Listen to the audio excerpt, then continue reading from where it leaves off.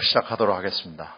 저희들 우리 사회에서 국정원을 주제로 얘기를 한다는 것이 쉽지는 않습니다. 저도 정보위원이기 때문에 사실 이걸 하게 됐고, 우리 사회에서 얼마나 또 국가정보원이 차지하는 위치가 중요한 것인가라는 걸 다시 한번 실무를 통해서 느끼고 있었는데, 마침 이 계기가 된 건 이제 간첩 조작 사건으로 시작이 됐죠. 그 전에 댓글 사건으로 이제 한참 분탕질을 하고 있다가 그 NLL 대화록 전문 유출 사건, 그래서 시리즈로 해서 여기까지 왔습니다. 그래서 오늘은 이제 댓글 사건을 중심으로 해서 그 간첩 조작 사건을 중심으로 해서 저희들이 탈북자 관리 전반에 관한 문제, 그 중에서도 특히 이 센터에 관한 문제에 더 포커스를 맞춰가지고 얘기를 하고, 금방 말씀드린 대로 가급적이면은 법률 안까지 해서 입법까지 할 수 있는 거, 특히 여야가 좀 공감대를 이룬 상황에서 할 수 있었으면 하는 게 저희들 바람입니다. 바로 오늘 사실 이건 세미나라고 이름은 붙여 있습니다만은 전문가들의 간담회 같은 성격이고요. 그러나 이 갖고 있는 큰 의미가 있어서 저희들이 몇 분 중요한 분들을 초치를 해서 일단 여는 축하의 말씀을 듣고 시작하도록 하겠습니다. 그래서 두 분이 하도 계급이 높으셔서 어떤 분이 먼저 해야 되실지 모르겠네. 네? 그럼 가위바위보로 할까요? 네, 그러면 앉은 순서대로, 그러면 우윤근 새정치민주연합 원내대표 말씀 듣고 시작하겠습니다. 그 다음에 김 위원장님 해주시고, 저기 추미애 의원님 좀 부탁드리겠습니다. 여기 앉아서 편하게 간담회 형식으로 한다니까 이게 더 어울릴 것 같습니다. 네, 편하신 대로 하시죠. 예. 여러분이 양해해 주시면 앉아서 이렇게 말씀을 드리는 걸 용서해 주십시오. 예, 반갑습니다. 새정치민주연합의 원내대표 우윤근입니다. 사실 이 사회자께서도 말씀을 하셨습니다마는 국가정보기관이 이렇게 자꾸 드러나고 또 어떤 논란의 대상이 된다는 것 자체가 부끄러운 우리들의 자화상이라고 생각합니다. 국가정보기관은 그야말로 보이지 않게 음지에서 양지를 지향한다. 그처럼 돼야 되는 건데 아직도 양지에서 여러 가지 부끄러운 모습들이 백일하에 드러나고 있다. 이것은 대한민국에 전혀 보탬이 안 되는 일이다. 차제에 우리 존경하는 신경민 의원께서는 그동안에 정보위원으로도 활약했지만 이 방면에 많은 노력을 해 오신 분입니다. 또 오늘 많은 전문가들이, 또 정보위원회 우리 김광림 위원장님, 또 그 상임위원회 위원장을 맡고 계시기 때문에 여야를 떠나서 이 문제는 대한민국의 발전을 위해서 정의를 바로 세우고 인간의 기본권을 세우는 것이야말로 대한민국의 가장 큰 주춧돌이 된다고 생각합니다. 또 우리 의원님들이 또 두 분이 나오셨습니다. 우리 새정치민주연합 우리 추 의원님하고 진 의원님, 우리 박강원 의원님까지 오셨네요. 오늘 좋은 의견을 아마 개진해 주시리라고 생각합니다. 특히 지난 4월에 유호성 씨를 기소를 했는데 이게 무죄 판결이 지난 4월 달에 됐고, 최근에는 이 간첩 조작 사건에 관여된 국정원의 과장을 비롯한 여러 직원들이 유죄 판결을 받았습니다. OECD 국가 중에 또 인류 국가라고 하는 나라들에서 이런 일이 있을 수 있을까 하는 생각을 합니다. 특히 합동신문센터에 문제가 많다. 이것은 유호성 사건을 보면 잘 드러나 있습니다. 장장 179일 동안이나 국정원에서 합동신문센터에서 구급한 상태로 이 진술서를 증거로 제출했는데, 그나마 이 대법원에서 변호인의 이 조례권과 진술 거부권을 제대로 보호받지 못했다 해서 이 증거 능력을 부정했습니다. 그나마 다행이라고 생각합니다. 이런 일들을 한번 경험했으면 이거는 두 번 다시 이런 일이 있어서는 안 되리라고 생각합니다. 일부 이 국익이라는 맹목적이고 잘못된 인식 때문에 간첩을 조작하고 정보기관이 무슨 정치에 관여하고, 이것은 동서 고금을 망라하고 있어서는 안 되고 이 국가 발전에 전혀 보탬이 되지 않는다고 생각합니다. 북한 이탈 주민 정착 지원을 위해서 97년에 이에 관한 법률이 제정됐습니다마는 또 시행령에는 제가 법을 오면서 쭉 봤는데 이 시행령에도 국정원장의 재량권 관련된 여러 가지 규정들이 있더라고요. 근데 그것을 제대로 지키지 못하고 있다. 오늘 좀 더 많은 우리 의원님들이 와서 이 문제가 얼마나 심각한가를 좀 듣고 또 바로 세우는 어떤 안들을 대책을 마련해야 될 텐데 유감스러운 것은 우리 몇몇 훌륭한 의원들은 와 계십니다만은 우리 국회에서 많은 의원들이 오시지 못한 건 유감천만이다. 그러나 정보위원회 위원장님 와 계시고 또 정보기관에 오늘 상당한 간부님들이 와 계시기 때문에 소기의 성과는 달성할 수 있을 것으로 보여집니다. 오늘 이 토론에 참가해 주신 많은 우리 법조계 또 학계 또 관계 여러분들에게 깊은 감사를 드립니다. 고맙습니다.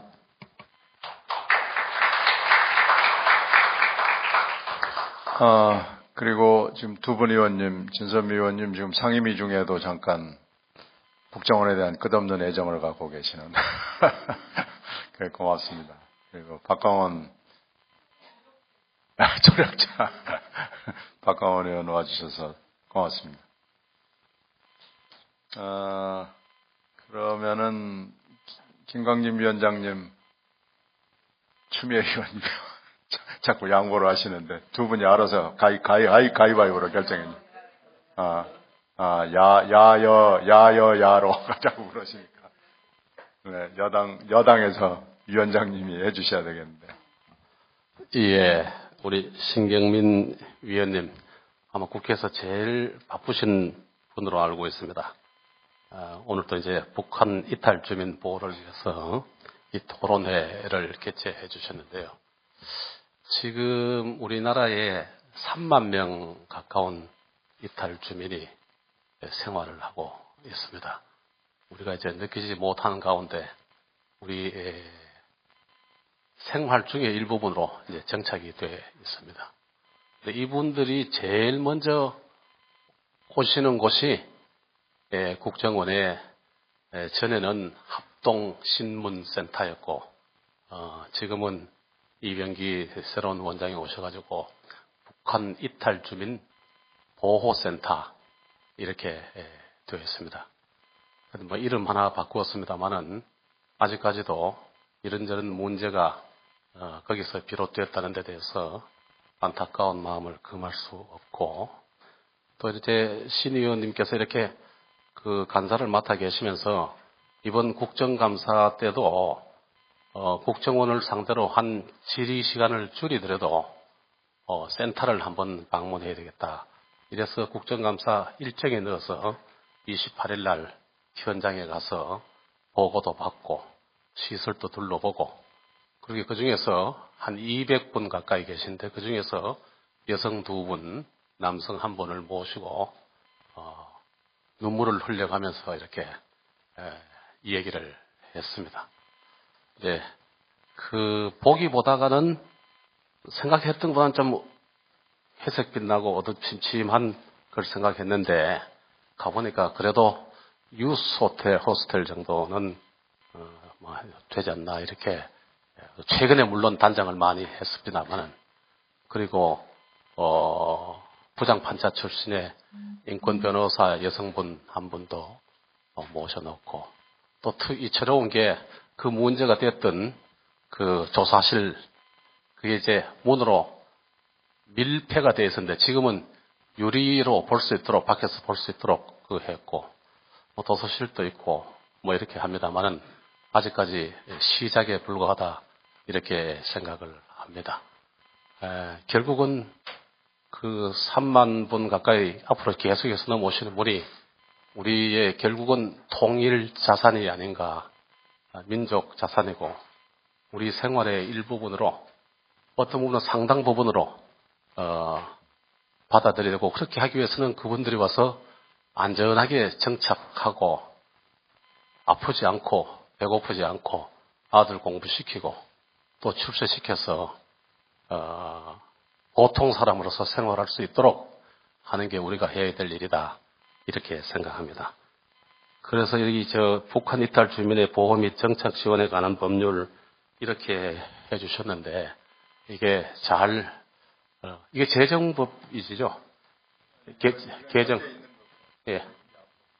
개정, 예, 전문 개정되면은 여기에 대해서 이제 위원회 수준에서 지원한다든지 또 예산으로 또 지원할 문제가 있다든지 정부 부처하고 협조해야 될 문제가 있다든지 하는데 제일같이 열심히 뛰겠다 하는 약속을 드리면서 오늘 국정원에서도 와 계시는 것 같고 또 우리 정보위원회 분들 다 와 계시는데 오늘 토론의 결과, 세미나 결과를 잘 테이크 노트 해가지고 앞으로 원만한 그 의사 진행과 또 이 센터에 계시는 분들이 편안하게 우리 대한민국 국민으로 동화되는데 밑거름이 되도록 해줬으면 좋겠습니다. 다시 한번 좋은 공부 기회 주셔서 감사합니다. 고맙습니다. 네, 고맙습니다. 추 의원님, 한 말씀. 추 의원님도 국정원 사랑하시죠? 네, 국정원의 본연의 임무 수행을 위한 국정원으로 돌려놓기 위해서 사랑합니다. 제가 어느 북한 인권법 토론회 갔을 때입니다. 북한을 고생 끝에 이탈해온 어떤 분이 이런 얘기를 했습니다. 우리 보고 탈북민 또는 북한 이탈자 이렇게 표현을 하는데 그런 표현 말고 다른 표현을 찾아주라. 그게 법적 지위로 법률 용어로 있으니까 답답하다 그러는 겁니다. 제가 가만히 생각해도 있어야 될 곳에 있지 않고 이탈했다 이런 지적이어서 거기에 사실은 우리가 북한에 대해서는 통일의 대상이라 그러고 북한 국민에 대해서는 인권적인 관점에서 보호 지원이 필요하다라고 느끼고 있다면 북한을 이탈한 사람을 그냥 북한 이탈했다라고 무가치적으로 그렇게 쓸 것이 아니라 어떻게 보면 그 지위를 회복하기 위해서 찾아온 분들이니까 무슨 수복 국민이라든가 뭐 이렇게 해야 되지 않을까라는 생각이 얼핏 들었어요. 저도 썩 좋은 용어가 그 자리에서 아이디어가 떠오르진 않았습니다. 전체주의 국가와 이 자유주의, 민주주의 국가가 다르다는 건 국민을 대하는 관점, 전체주의 국가는 국민을 관리의 대상으로 설정하겠죠. 그래서 정치범 수용소가 있겠고요. 그리고 이 자유 대한민국에서 민주주의라고 하는 것은 국민 한 사람 한 사람의 인격과 그의 존엄과 가치를 존중한다라는 정신이 표방이 되어 있는 거죠. 근데 북한 체제에서 순응하지 못하면 정치범 수용소를 가듯이 그 체제가 싫어서 생명을 건 탈북을 했는데 자유대안에 찾아온 첫 경험이 이렇게 의심을 먼저 가지고 대한다는 것. 그래서 당신이 체제 파괴를 위해서 넘어온 사람인지 아닌지 우리가 엄정하게 조사하겠다. 스크린 한번 해보자. 발가벗겨보자 하면서 온갖 수법을 동원해서 이런 합동신문센터부터 먼저 경험하게 한다는 것. 그것이 간판을 북한 이탈 주민 보호원이라고 하든 뭐라고 하든 간에 일단 의심을 가지고 대한다는 자체가 저는 그들이 하나의 우리의 아직 국민화 되진 않았지만 국민이 되고 싶어서 찾아온 사람들에 대한 절차적인 방법으로서는 대단히 잘못됐다라고 늘 생각을 하고 있었어. 그런데 마침 우리 존경하는 심경민 의원님께서 이걸 한번 근본적으로 바꿔보자. 그래야지만 북한에 살고 있는 탄압받는 국민들이 뭔가 자기의 신념과 가치관을 동경해서 넘어오는데 좀 더 대한민국에 대해서 이해를 하고 가치 부여를 하고 어떤 그런 신념에 찬 행동들을 할 것 아니냐라는 것이죠. 그래서 저는 이걸 주무 부서부터 물론 법무부하고 국정원하고 기싸움 같이 보이는데요. 그 기싸움에서 참 법무부 싸움에서 이기기 어렵다고 봅니다. 근데 그런 관점이 아니고 정말 이 대한민국이 어떤 가치를 지향하는가를 북한 주민에게 바로 보여줄 수 있는 게 이거 하나 제대로 바꾸는 거라 생각을 해요. 그래서 이걸 법무부나 또 이런 데서 먼저 북한에서 이 생명을 걸고 넘어오신 분들에 대해서 자유대안에 대해서 어떤 입장을 가지고 왔는지를 편하게 접견을 통해서 해주고 그리고 난 뒤에 사실은 뭐 미국 같은 영화를 보면 CIA 안에서도요 그 간첩이 얼마든지 있어요. 그러니까 그런 자유주의 국가의 체제와 투명성으로 이게 걸러지게 해야 되는 것이지 이게 일주일간 무슨 혹독한 신문을 모든 사람을 범죄인으로 전제하고 걸러낸다는 건 사실 어렵기도 하고요. 그 자체가 굉장히 인권적인 다른 문제를 이야기하는 것이죠. 그래서 그런 차원에서 우리 신경민 의원님께서 이 주제에 천착해 주신 게 늦었지만 굉장히 다행이고요. 저는 이 발제하시고 토론하시는 그 결과가 국회에서 법으로 좀 고쳐지는 날이 반드시 필요하다 이렇게 생각을 하고 저도 힘 보태기로 하겠습니다. 고맙습니다. 다음에 박광원 의원 그래도 한 말씀 하셔야지 다음에 섭섭하지 않게. 굉장히 어려운 주제를 들고 고민하시는 신경민 의원님을 정말 존경하고 경의를 표합니다. 잠깐 제가 이제 추미애 의원님 또 쭉 김광림 위원장님 또 우윤근 대표님 말씀 들으면서 제가 겪었던 일이에요. 우리나라의 음주 단속을 길을 막고 그물 쳐놓고 물고기 잡는 방식으로 음주 단속을 하는 겁니다. 그러니까 모든 사람을 다 음주 운전을 했을 것이라고 일단 의심하고 음주 단속을 하는 방식인데요. 그게 사실은 대단히 인권 침해적인 방식입니다. 제가 영국에 잠깐 갔을 때 영국의 저희 선배 특파원께서 저하고 저녁을 하시면서 약주를 좀 했어요. 근데 제 기억으로도 이 템즈 강을 한 3번쯤 왔다 갔다 하시는 것 같더라고요. 그러니까 이 양반이 약주를 조금 드셨는데 좀 평소에 좀 피로 때문에 그런지 자기 집 가는 길을 제대로 찾지 못한 겁니다. 근데 놀라운 것은 그분이 그렇게 하다가 집 앞에 딱 도착했는데 뒤에 경찰차가 딱 따라왔어요. 계속 따라온 겁니다. 경찰차가. 사고를 내느냐 안 내느냐를 보는 거죠.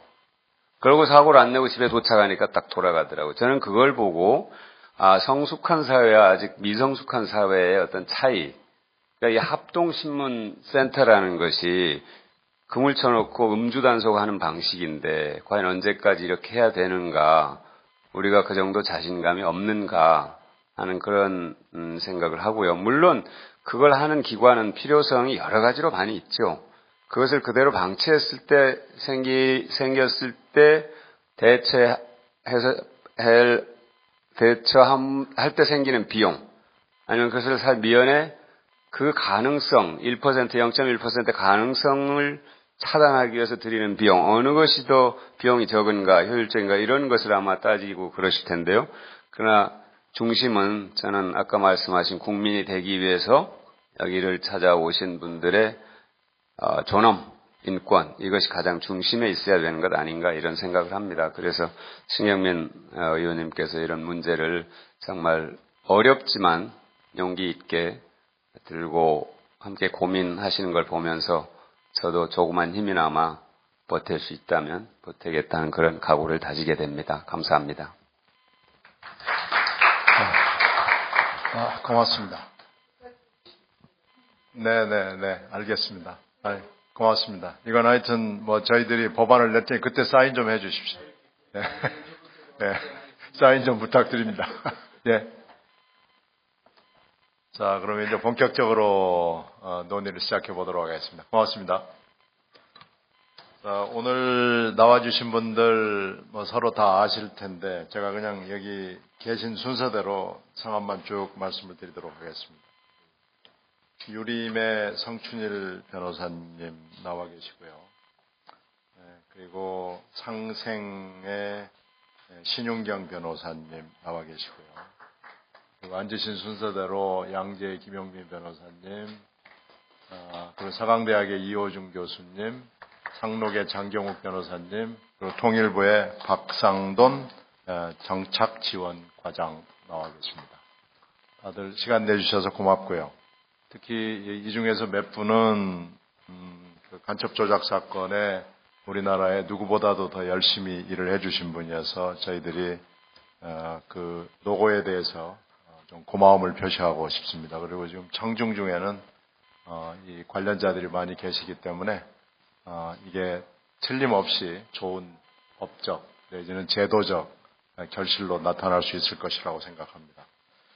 시간을 아끼기 위해서 바로 들어가도록 하는데요. 저희들이 금방 김 위원장이 말씀을 하신 대로 국정원에 대한 정보위원회 감사를 통해서 하나센터가 아니고 그 센터를 갔다 왔고요. 거기서 현장도 봤고 개선 방안 약속을 국감을 통해서 한 10여 가지를 들었습니다. 저도 중간중간에 말씀을 드릴 텐데요. 쭉 한번 말씀을 나눠주시고 거기서 법률에 관한 건 법률, 운용에 관한 건 운용, 제도에 관한 건 제도 그렇게 해서 고치도록 하고요. 지금 95%의 탈북자들이 대개 공관을 통해서 오기 때문에 최초의 공관으로 들어갑니다. 5%는 이제 국경을 통해서 바로 넘어오고 센터를 들어가고요.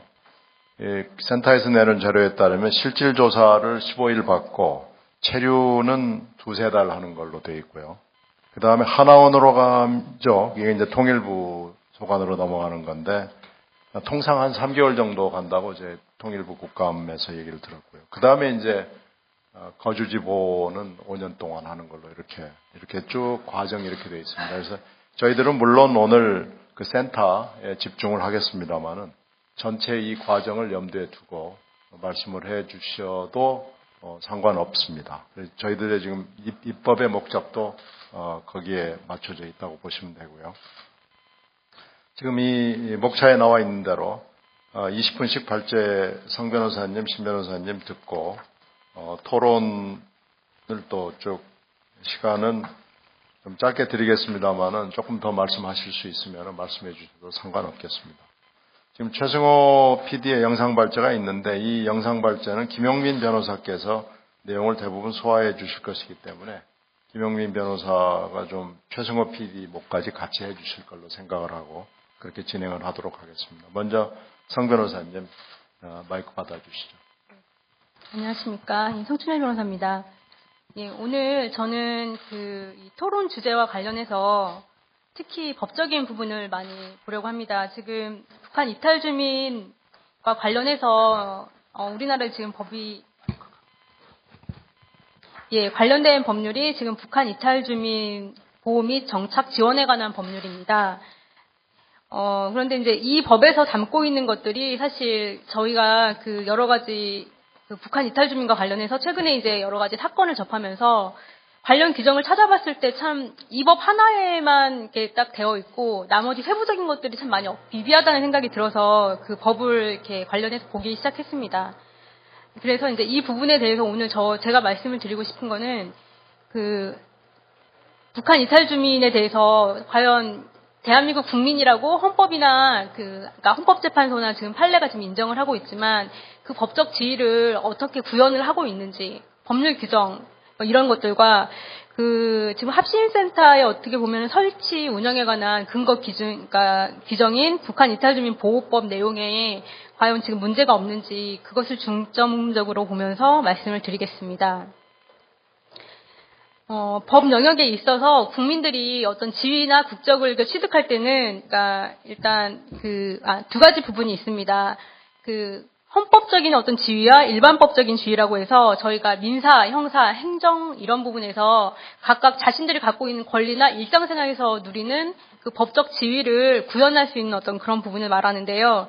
헌법적인 부분은 아시겠지만 우리나라 헌법 2조에 보면 국적에 관해서 법률과 이런 부분, 출생과 동시, 국적은, 법률에 의해서 구현되는 어떤 그런 부분의 조항으로서, 그 헌법 2조에서 나오게 됩니다. 그리고 우리 그 국적법 2조 제1항에 보면은 한국 같은 경우에는 그러니까 그 남한 출신의 대부분 저희 여기 있는 분들 다 해당되는데요. 출생과 동시에 그 대한민국 국민으로 거의 사실상 추정을 받게 됩니다. 그리고 이제 요식 행위로서는 이제 그 관련 그러니까 부모님들이나 뭐 친척분들이 출생 신고를 하게 되면 이게 가족관계 등록부 창설 그러니까 거기에 기입이 되는과 동시에 주민등록 절차가 바로 이루어져서 그때부터 이제 국민으로서의 어떤 모든 자격을 갖추게 되는 것입니다. 그런데 이제 그 북한 주민 그리고 이제 지금 오늘 문제가 되고 있는 북한 이탈 주민의 경우를 이제 살펴보면요. 북한 이탈 주민 같은 경우에는 사실상 이분들이 뭐 대한민국 국민이다라는 어떤 명시적인 규정은 단 한 군데도 없습니다. 다만 이제 최근에 그 관련 사건에서 헌법재판소나 대법원에서 이제 판단을 하고 있는 것은 영토 조항을 근거로 그 헌법 3조에 보면은 대한민국은 그 영토를 한반도 그 부속도서로 한다는 규정이 있습니다. 그래서 그 영토 조항을 근거로 대한민국 그 영토 내에 거주하고 있는 북한 주민들도 그 대한민국 국적이 인정된 취득하게 된다라는 게 지금 그 판례 어떤 결론인데요. 이런 부분을 통해서 이제 그 해석상으로 이제 헌법적 지위를 지금 그러니까 인정받고 있는 것입니다. 그리고 가족관계 등록에 관한 절차를 보면 사실 국적법에 그 우리나라 지금 현재 그 대한민국 국민 외에도 외국인 그다음에 그 귀화하는 분들 특히 이런 분들에 관해서 가족관계 등록 창설에 관한 규정들이 다 있습니다. 근데 이제 그 부분에 보면 북한 이탈 주민이나 북한 주민에 대해서는 그런 과정들이 아예 그러니까 규정이 되어 있지 않습니다. 근데 그런 것들을 보면 어떻게 보면 이제 저희가 북한 이탈 주민에 대해서 국민이라는 어떤 그런 인식들은 관념적으로는 갖고는 있지만 실제 구현하는 과정에서는 이분들을 그러니까 정당한 어떤 그 국민의 어떤 법적 지위나 이런 것들을 고려하고 있지 않다는 것을 이제 보여주는 것이죠. 그런 부분이 아직 규정이 안 돼 있다는 것은요. 그래서 그 부분을 지금 얘기를 드리고 있는데 그래서 그 북한 이탈 주민 같은 경우에는 일단 대한민국 국적은 해석상으로는 인정이 되지만 구체적인 어떤 법적 절차, 그러니까 일반법적으로 뭐 선거권이라든가 아니면 뭐 취직을 할 때 필요한 뭐 주민등록 번호 이런 것들을 다 구현을 받기 위해서는 외국인과 어떤 그런 유사한 절차로서 별도의 규정들을 다 그러니까 절차를 따로 밟아야 되는 것입니다. 그리고 이런 어떤 규정에 대해서는 아까 금방 말씀드렸던 것처럼 일반법인 그 가족관계 등록에 관한 법률 이런 것들로는 할 수는 없고요. 지금 대부분의 이런 처리 절차는 어떻게 진행이 되고 있냐면 그러니까 약칭을 쓰겠습니다. 북한 이탈주민 보호법, 그러니까 보호법에서 규정을 하고 있는데 그 가족관계 특례, 그러니까 가족관계 그 창설에 관한 특례 규정, 또 이혼 이런 부분에 대해서 특례 규정들이 몇 가지가 있습니다. 그거에 준해서 지금 처리가 되고 있고 사실 합신센터를 아까 지금 말씀하시기를 뭐 90% 이상이 그러니까 합신센터를 거쳐서 지금 남한 사회에 지금 정착을 하고 있는데. 지금 그러니까 한국 사회에 넘어오는 북한 이탈 주민의 숫자가 이렇게 급증하고 있는 걸 보면 앞으로는 그 예외적인 어떤 그런 케이스들이 많이 발생을 할 수가 있습니다. 그런데 이제 그 예외적인 케이스에는 그분들의 어떤 일반법적인 어떤 지위를 구현할 수 있는 어떤 그런 것들이 규정이 되어 있지 않습니다. 그런 경우 이분들이 한국 땅에 이렇게 들어왔을 때, 그러니까 당면에서는 자신이 어떻게 이런 어떤 법적 절차나 이런 것들을 수능하고 적응해야 될지 이런 부분에 대해서 규정이 없기 때문에 일단 그 난관은 이제 봉착하게 되는 것입니다. 예, 그래서 더 이제 말씀을 드리면, 그래서 일단 지금 말씀드린 것 같이 가장 큰 문제가 그 어떤 명시적인 어떤 그 규정이 각 해당 법률에서 이분들을 같은 우리나라의 어떤 대한민국 국민으로서 전제한 상황에서 포함시키는 형태의 법률 규정이 아니고 현재까지는 북한 이탈 주민이라는 어떤 하나의 법률에서 모든 것들을 예상되는 것들은 이제 획일적으로 뭉뚱그려서 이제 다 규정을 하고 있다는 것이 가장 큰 문제입니다. 그래서 예외적인 어떤 상황이 발생을 했을 때 거기에 대처하지 못하는 그런 부분들이 지금 취약점으로 지금 나타나고 있는 것입니다.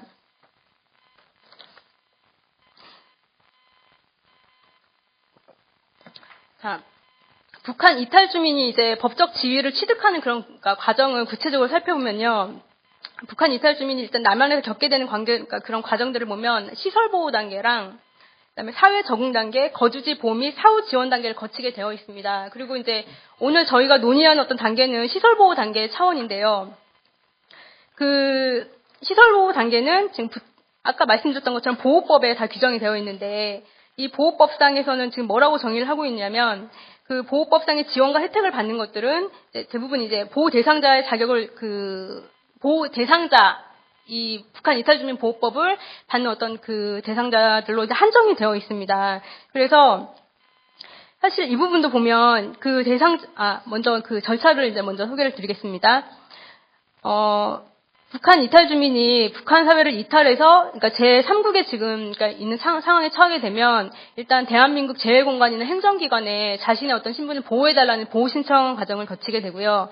그렇게 보호신청을 받게 되면 재외공관의 장들이 이제 그 자기가 속한 어떤 행정기관의 장을 거쳐서 통일부와 국가정보원장에게 이제 통보를 하게 되는 절차를 밟습니다. 그렇게 되면 이제 먼저 국정원장이 그 보호 신청을 한 그 북한 이탈 주민에 대해서 임시보호 조치와 그밖에 필요한 조치를 하도록 되어 있습니다. 그리고 이 조치가 끝난 다음에 서면 통보를 그 통일부 쪽에 하게 되고요. 그러면 통일부 장관이 협의회를 거쳐서 원칙적으로 30일 내에 보호를 할지 말지에 대한 그 여부를 결정하도록 지금 규정이 되어 있습니다. 근데 이제 다만 이 해당 법률 8조에 보면 국가 안전보장에 현저한 영향을 줄 우려가 있는 경우에는 그 통일부 장관이 하도록 되어 있는 보호 결정은 국정원장이 그 30일 내에 하도록 되어 있고요. 그리고 이제 이런 여부를 그리고 이제 통일부 장관이 보호 여부를 결정한 후 이제 다시 재외공관장에게 통보를 하고 그 재외공관장이 보호 신청자에게 통지를 하는 어떤 그런 절차를 밟고 있습니다. 아까 제가 말씀드린 것처럼 합심센터는 지금 북한 이탈주민 보호법에 근거해서 지금 설치가 된 것입니다. 근데 이제 제가 그 법률 자체를 이제 봤을 때 몇 가지 문제가 되는 사항들이 있는데요. 지금 7조 3항, 그 보호법 7조 3항에 보면 북한 이탈주민에 대해서 그러니까 국정원장이 임시보호 및 기타 필요한 조치를 취하도록 지금 하고 있는데요. 이 규정하고 방금 소개드렸던 8조 제1항 단서에 안전보장에 현저한 영향을 끼칠 우려가 있는 자의 경우에는 그 국정원장이 보호 여부를 결정하도록 한 그 규정이 있지 않습니까? 그 부분 같은 경우는 지금 헌법에 그러니까 위반이 될 소지가 지금 가장 큰 규정으로 볼 수 있습니다. 그러니까 왜 이런 부분이 나타나냐면요. 그 헌법 저희 그 37조 2항에서는 어떤 그 기본권이나 이런 부분을 분명히 제한할 수 있다라고는 하고 있지만 이때 그 법률로서 제한해야 한다고 하고 있고 몇 가지 목적에 한해서만 이제 할 수 있다라는 식으로 이렇게 제한을 하고 있습니다. 그런데 이때 그 법률은 반드시 이제 그 해당 법률로부터 내가 지금 금지되는지 또는 무엇이 허용되는지 어떤 그 의미를 명확하게 파악할 수 있어야 된다고 지금 학계에서 다 얘기를 하고 있거든요. 그리고 이 부분이 바로 명확성의 원칙을 말합니다.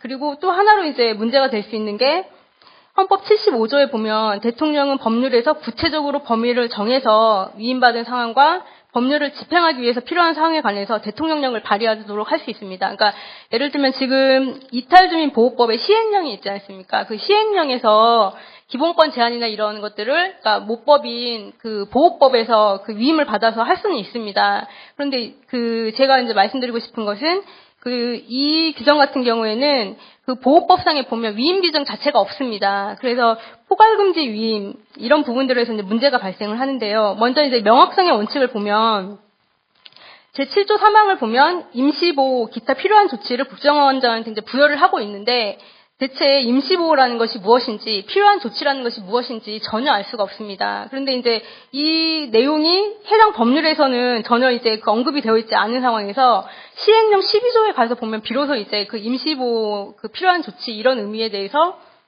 보호신청 이후 보호신청자에서 일시적인 신변 안전 조치와 그다음에 보호 여부 결정을 위한 필요한 조사라는 식으로 그 해당 내용에 대한 의미가 규정이 되어 있습니다. 그렇다면 이 법은 법률에 의해서 그 구체적으로 그 의미를 바로 파악할 수 있는 것이 아니라 그러니까 하위 법령인 그 시행령까지 함께 해석을 해야만 이 법률의 명확한 의미를 해석할 수 있기 때문에 그 부분에 대해서는 기본권을 제한하는 어떤 그 명확성의 원칙에 대해서 위반하고 있는 것으로 보입니다.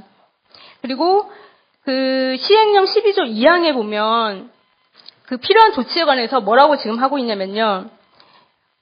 임시보호나 그밖에 필요한 조치의 내용, 방법, 필요한 조치를 위한 시설의 설치 운영에 대해서는 국정원장이 결정하도록 위임하고 있습니다.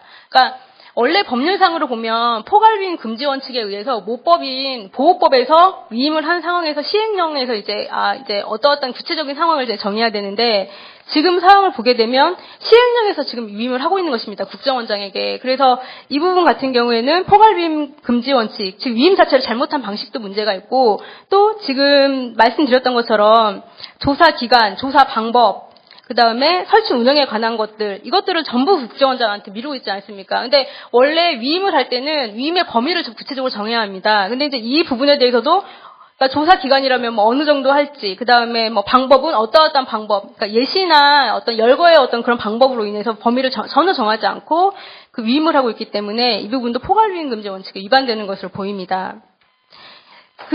이 해당 규정하고 그러니까 가장 제가 유사한 어떤 그런 법률을 찾아봤는데요. 그 출입국 관리법을 보시면 분명하게 이제 지금 보호법 자체가 문제가 있다는 것을 알 수가 있습니다. 그러니까 북한 이탈 주민 보호법 자체도 그 관련 규정에서 저희가 지금 오늘 문제를 삼고 있는 규정 자체가 이분들의 신분을 확인하는 어떤 그 행정조사라는 점을 전제로 하고 그 관련된 규정들을 지금 법에 지금 담아놓은 것들이 지금 문제가 되고 있는데 그러한 내용들과 유사하게 있는 것이 지금 출입국 관리법입니다. 즉 외국인들이 우리나라에서 적법하게 체류 자격을 갖고 지금 머물고 있는지 그렇지 않은 경우 강제 퇴거 대상이 되는데 그 강제 퇴거 시에는 어떤 조사를 하고 어떤 절차를 밟아서 이들을 그 인권에 맞게 처리할 수 있는지 그런 부분들이 다 규정이 되어 있는데 해당 법률에서 보면 그 조사하는 것에 대해서 보면 8조에 통일부 장관과 국정원장이 결정한다 이런 식으로 돼 있지만 출입국 관리법을 보게 되면 조사 방법, 그 다음에 강제 퇴거 대상자가 누구인지 명확하게 나와 있을 뿐더러, 그 다음에 조사 방법까지도 명시되어 있습니다. 즉, 용의자에 대한 출석 요구나 신문, 그 다음에 또 다른 예를 들면요, 그 신문을 할 때는 어떻게 해야 되는지, 출석을 요구할 때는 어떻게 해야 되는지도 나와 있을 뿐만 아니라, 보호시설 같은데 외국인들을 보호 조치를 취하는 경우에도, 단순하게 이제 지금 우리와 같이 설명이 부족한 상황에서 바로 합심센터로 무조건 가야 되는 의무조항이 아니라 보호 명령서나 이런 것들을 제출한다거나 그 다음에 해당 보호 대상자한테 그런 사유나 이런 것들을 다 명확하게 고지하게 돼 있고 이 부분에 대해서 관련자가 이의 신청이나 이런 것들로 또 다투게도 되어 있습니다. 지금 근데 이 출입국 관리법과 비교해서 지금 보호법 같은 경우에는 이런 해당 유사 규정이 단 하나도 없는 것입니다. 그래서 임시보호와 그 밖에 필요한 조치 이런 규정 자체가 지금 명확성의 원칙과 포괄금지 금지 원칙에 위반해서 법적인 사항이 명확하게 규정되지 아니한 채 국가정보원장한테 이제 모든 것을 다 위임하고 있는 이런 상황이기 때문에 합심의 운영, 어떤 방식이나 저희가 조사 방법에 대해서 구체적으로 알 수가 없는 것이며 이 모든 것들이 또한 국가 기밀로 분류가 돼서 외부에 전혀 공개가 되지 않고 지금 저희가 오늘 문제 제기를 하고 있는 인권 침해 부분이나 이런 문제들이 발생하고 있는 것입니다. 그래서 제가 봤을 때는 일단 합심센터에서 이번에 무슨 개혁 조치나 이런 부분들을 많이 했다고 본인들은 주장을 하지만 근본적으로 법령 자체에서 지금 잘못 규정을 하고 있어서 나타난 문제가 더 많은 만큼 이번에 입법 과정에서 이 부분들을 많이 해결해야 되는 부분들이 있고요. 그리고 이제 또 다른 부분을 말씀을 드리면 합동시민센터의 조사에 관한 문제인데 이 합심에 관해서 국정원이 어떻게 보면 조사를 하게 된 어떤 배경을 보면 원래 북한 이탈 주민에 관해서는 이전에 법률 영역들을 보면 이전에는 북한에서 이제 넘어오시는 분들이 숫자가 이제 사례가 적었기 때문에 1993년 이전에는 국가유공자 및 월남 기순자 특별 원호법이나 이런 식으로 해서 원호처 즉 국군 쪽 군사 쪽에서 지금 담당을 했던 것입니다. 그리고 이제 주로 법률 내용이 대외 선전용이 많았기 때문에 정착 지원, 혜택을 주는 측면을 규정을 많이 했었습니다. 그리고 이제 당연히 당시에 이제 외부의 어떤 그분들이 우리나라 체제의 어떤 선전을 많이 하고 다녔기 때문에 조사 과정 이런 것들은 국군에 의해서 많이 이루어졌죠. 근데 이제 이런 것들이 94년부터 지금 북한 이탈 주민이 북한의 경제 상황으로 인해서 많이 넘어오게 되었는데요. 그때 이제 보건복지부 산하로 이제 이관이 됩니다. 그리고 다시 97년 이후부터 북한 이탈 주민 보호법이라는 이름으로 법이 이제 완전히 이제 나오면서 이때부터는 통일부로 이제 소관이 넘어가게 되는 것입니다. 근데 이제 조사 자체를 보면 이전에 저희가 어떻게 보면 지금 저희가 행정조사, 신분 확인이나 이런 부분에 대해서 단순한 행정조사를 전제로 지금 얘기를 하고 있지만 이전의 조사 방식을 보면 이 사람이 과연 북한에서 어떤 행적을 가지고 일했는지 군사적인 어떤 그런 목적을 가지고 조사를 하던 방식이 많았기 때문에 이런 것들이 지금 국정원으로 자연스럽게 넘어갔던 것으로 보이고요. 그래서 국정원이 조사 권한을 부여받아 그래서 이제 이 법률의 어떤 연역 부분을 그러니까 이렇게 추적해 가 보면 근거 규정을 마련해서 국정원한테 자연스럽게 그 조사권이나 이런 것들이 넘어간 것이 아니라 우리나라 입법 어떤 과정에서 그러니까 그 관례화된 어떤 조사 방식에서 국정원으로 조사가 먼저 넘어간 다음에 그러니까 이 보호법에서 나중에 이제 국정원장이 이 모든 것을 조사할 수 있다 이런 방식으로 사후에 그러니까 그 권한을 부여해준 것으로 보입니다. 이거 자체는 이제 먼저 기관에서 어떤 그 권한이나 이런 것들 분배를 해주고 그에 따라서 이제 그 집행하는 단계가 아닌 그 기관에서 먼저 이제 사실상으로 어떤 행위가 이루어지는 것에 대해서 사후에 법이 이제 그러니까 그 정당성을 부여해준 것으로서 선유가 좀 바뀐 어떤 규정으로서 이제 문제가 있어 보이고요. 그 다음에 아까 앞에서 말씀드렸던 것처럼 잠시만요. 그 조사 기관에 대해서도 저는 이제 문제가 있다고 보이는데요. 그 외국인 체류 자격이나 심사, 그 다음에 출입국 관리나 그 국적 취득에 관해서 지금 현재 법무부가 담당하고 있습니다. 근데 지금 어떻게 보면 그 그러니까 합신센터에서 조사하는 목적도 이와 다르지 않다고 봅니다. 그 북한 이탈 주민이 북한에서 어떤 그러니까 신분이 어떠했는지, 그 다음에 과거 행적이 어떠했는지를 주로 조사를 하고 있는데, 그리고 그 국적에 관해서도 사실 법무부 장관 허가를 통해서 귀화나 이런 것들이 모든 어떤 절차들이 이루어지게 지금 돼 있거든요. 국적법에도. 그렇게 이제 본다면 유사한 업무를 그러니까 취급하고 조사나 이런 것들을 다 담당하고 있는 법무부에 이 북한 이탈 주민에 관한 이 행정조사나 이런 것들이 이루어지는 것이 맞는 것이지, 지금 국정원이 조사를 한다는 것은 국정원이 사실상 수사기관이 아닙니까? 그렇다면 이제 그 북한 이탈 주민을 잠재적인 어떤 국가보안법 위반자, 이분들은 남한사의 어떤 국가 안보에 위해가 될 수 있는 어떤 그런 혐의자 어떤 그런 것들을 가정하고 있는 상황에서 이 조사를 전개하고 있다는 점에서 이제 문제가 있다고 이제 보이는 것입니다. 또한 그 조사 기간에 있어서도 180일로 지금 규정을 하고 있는데요. 이것도 시행령에 규정이 되어 있습니다. 그런데 이제 저희가 아까 신경민 의원님께서 합신센터를 방문하셨다고 되어 있는데, 평균 이제 국가인권위원회 2009년 조사, 설문조사 결과를 보면, 합동신문센터에서 체류 기간을 보면 43.5%가 7에서 약 9주간을 그러니까 머물렀다고 되어 있습니다. 그리고 4 내지 6주간 머무른 어떤 북한 이탈 주민의 수가 19.4%. 그러니까 이런 식으로 되어 있는데요. 그렇다면 최소한 이분들한테 조사를 위해서 필요한 어떤 가장, 그러니까 많은 수치를 보이는 것이 지금 한 약 2달간 정도로 보입니다. 그럼 나머지의 그러니까 180일로 돼 있는데 6개월인데 나머지 4개월들은 사실상 필요 없이 합신센터에 이분들을 체류하게 하는 것입니다. 근데 이제 문제는 합신센터를 가보셔서 아시겠지만 합신센터가 다른 어떤 외부 보호기관처럼 외부와의 어떤 교통이나 어떤 연락이나 이런 것들 접촉이 자유롭게 되는 단순한 거주 공간이면 문제가 없습니다. 근데 그렇지 않고 이 합신센터 같은 경우는 출입 통제가 철저한 곳입니다. 그 다음에 외부와의 어떤 접촉이나 이런 거 전혀 할 수 없습니다. 사실상 구금에 가까운 시설에서 특별히 어떤 조사의 어떤 그런 필요한 기간을 넘어서 나머지 기간들을 이분들을 붙잡고 있다는 것은 신체의 자유나 어떤 거주 이전의 자유 이런 부분을 최소화해야 된다는 헌법상의 어떤 그런 어떤 요구와도 지금 맞지 않는 것으로 보입니다. 그리고 마지막으로 한 가지를 더 지적하자면요.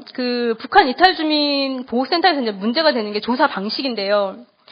되게 합신센터의 조사 절차를 보면 처음에 이제 일주일 동안은 외부와 완전히 차단된 채 독방에서 이제 수용되면서 먼저 자신과 관련된 어떤 관련된 수사관과 조사를 받게 됩니다. 그러니까 국가정보원 합신센터의 어떤 조사 구성원들을 보면 경찰청, 기무사, 통일부 관계자 이런 분들이 파견을 나와 계셔서 그분들로 이제 조사관들이 이제 구성이 되는데 1차에서는 내가 전 군인 출신, 북한에서 군인 출신이다 하면 기무사 쪽에서 이제 와서 이분을 이제 조사하게 되는 것입니다.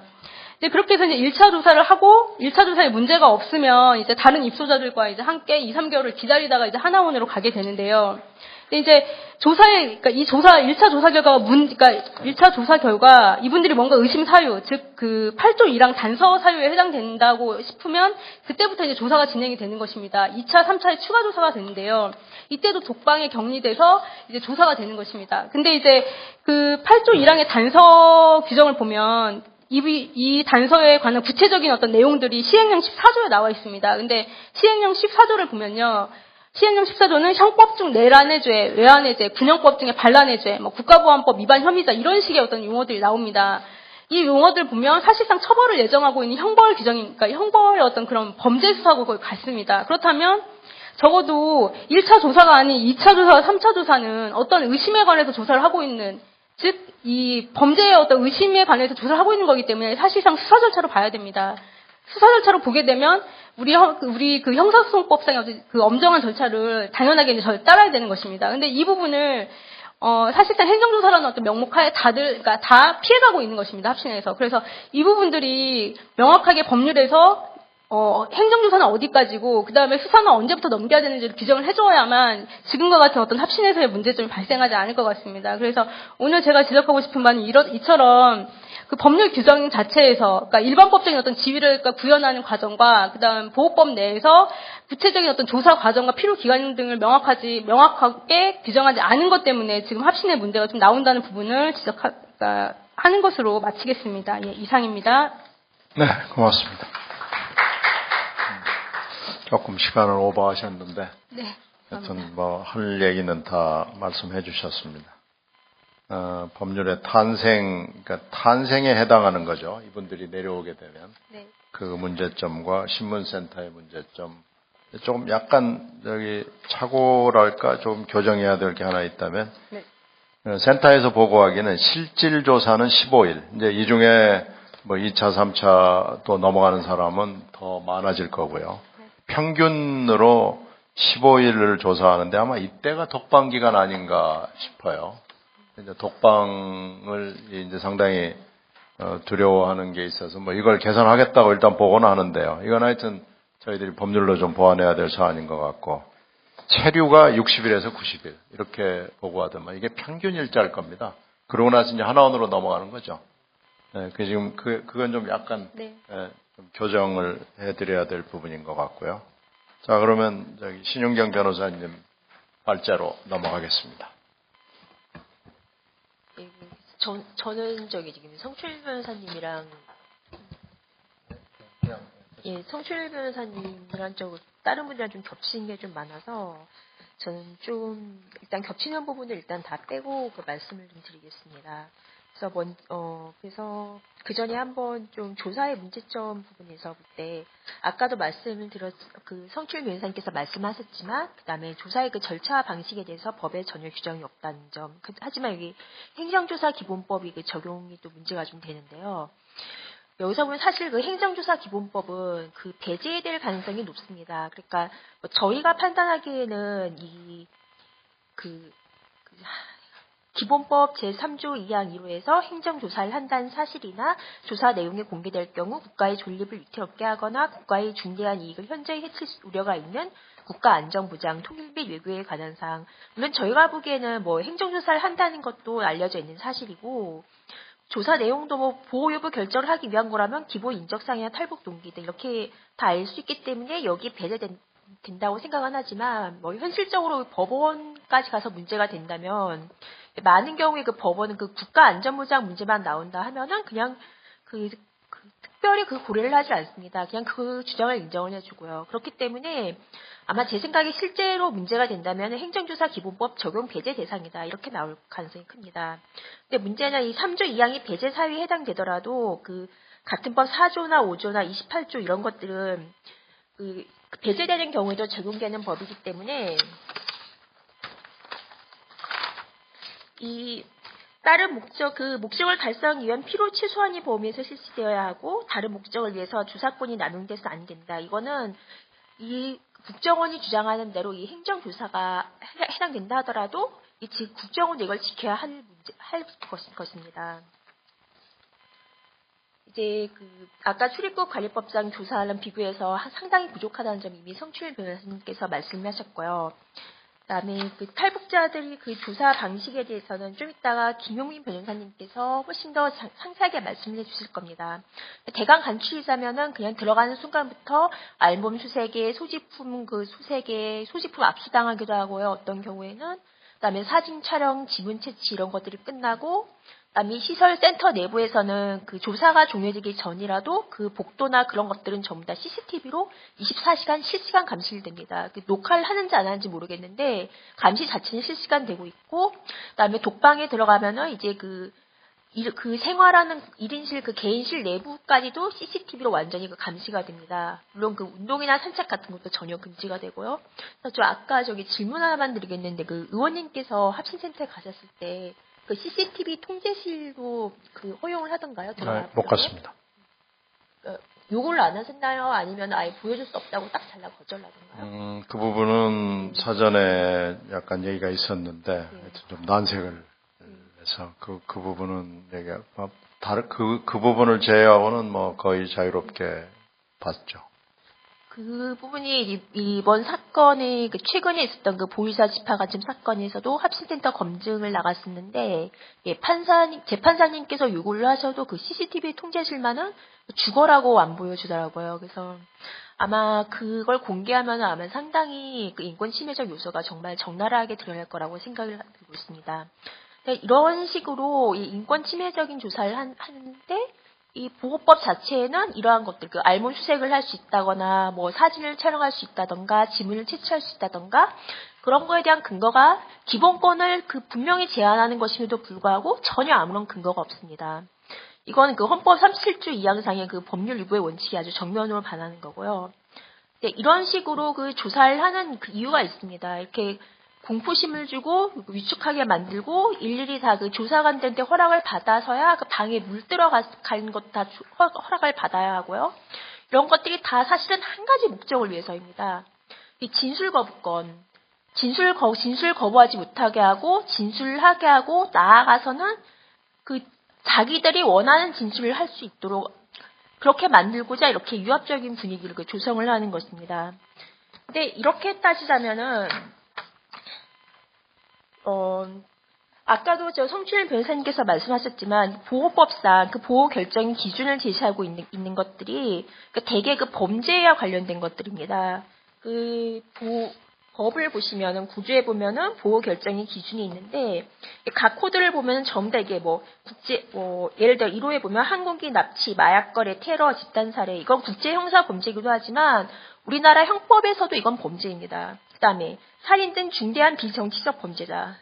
그다음 위장 탈출 혐의자 이것도 중요한데요. 이 위장 탈출이라는 게 유가려 씨나 그 유성 씨처럼 화교가 북한 사람이 아니면서도 북한 사람인 척 속였다. 이런 분들도 위장 탈출이지만 흔히 말하는 간첩, 공작원, 탈북자가 아닌데 지형을 받고 공작원이 탈북자로 가장한 경우 이것도 이 위장 탈출에 해당해야 됩니다. 근데 이런 간첩 공작원이란 건 결국 그 국가보안법 사범이죠. 그 간첩 국가보안법상이. 그리고 또 아까 말씀하셨듯이 그 시행령 14조 제2호 그것들로 각종 그 범죄 혐의고요. 그런데 이런 것들이 결국 그 조사를 이 법에 의하면서 조사를 하면은 이런 그 범죄 혐의에 대한 것들을 물을 수밖에 없습니다. 이 법 자체에서요.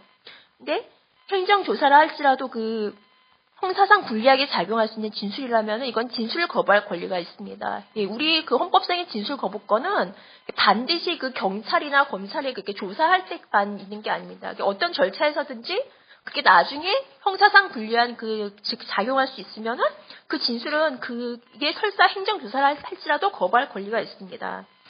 근데 아까도 말씀드렸지만 이렇게 들어오자마자 알몸 수색해서 귀를 죽이고 그다음에 그 가둬놓고 센터 외부 출입도 못하고 연락도 못하게 하면서 이런 위협적인 분위기 속에서 이 조사관들이 이렇게 말을 물으면은 대답을 거부한다거나 진술서 작성을 거부한다거나 이런 거는 아주 그동안 한 명도 그런 사람이 없었다고는 말을 못하겠죠. 그래서 있을 수는 있겠지만 보통 일반적으로는 무서워서라도 그렇게 못합니다.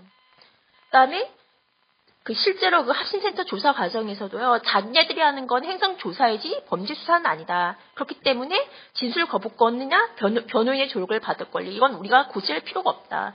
이거는 실제로 진짜 사건에서 합신센터 조사관이 나와서 증언을 진짜 그렇게 했습니다. 이걸 자기네가 왜 고지하느냐고요. 고지할 의무가 없다. 그렇기 때문에 이렇게 이런 그 진술거부권 같은 거 고시되지도 않고, 그다음에 심리적으로 잔뜩 겁먹어 있는 상태고, 이런 식으로 사실상 그 조사관들한테 지배를 당하는 사람인데, 그 진술거부권 고지를 받더라도 그 거부할 용기를 낼 수 있을까? 그건 좀 사실 상당히 의심이 갑니다. 그래서 거기서 이렇게 그 피조사사의 그 진술거부권을 형해하는 게 이 합신센터의 목적이고 가장 큰 문제인데, 이것이 진짜로 그 문제가 심각하게 되는 경우가 하나원으로 가지 못하는 사람들의 경우가 제일 심각합니다. 그냥 하나원으로 가는 사람들은 사실 그래요. 한 15일 정도 뭐 갇혀서 그 조사를 다 받더라도 그냥 하나원으로 가면은 그 후에는 그 뭔가 폭풍? 보복? 뭐 그런 건 없잖아요. 그러니까 하나원 가서 새로 삶을 시작하면 되니까. 근데 문제는 간첩 혐의로 공소가 제기되는 경우가 정말 그 합신센터에서 그 간첩 혐의에 대해서 자백을 하게 되면은 이후로는 정말 돌이킬 수가 없습니다. 그래서 그 초기 자백이라는 게 사실 이 국가보안법 말고도 그냥 일반적으로 그 형사 사건에서 상당히 중요합니다.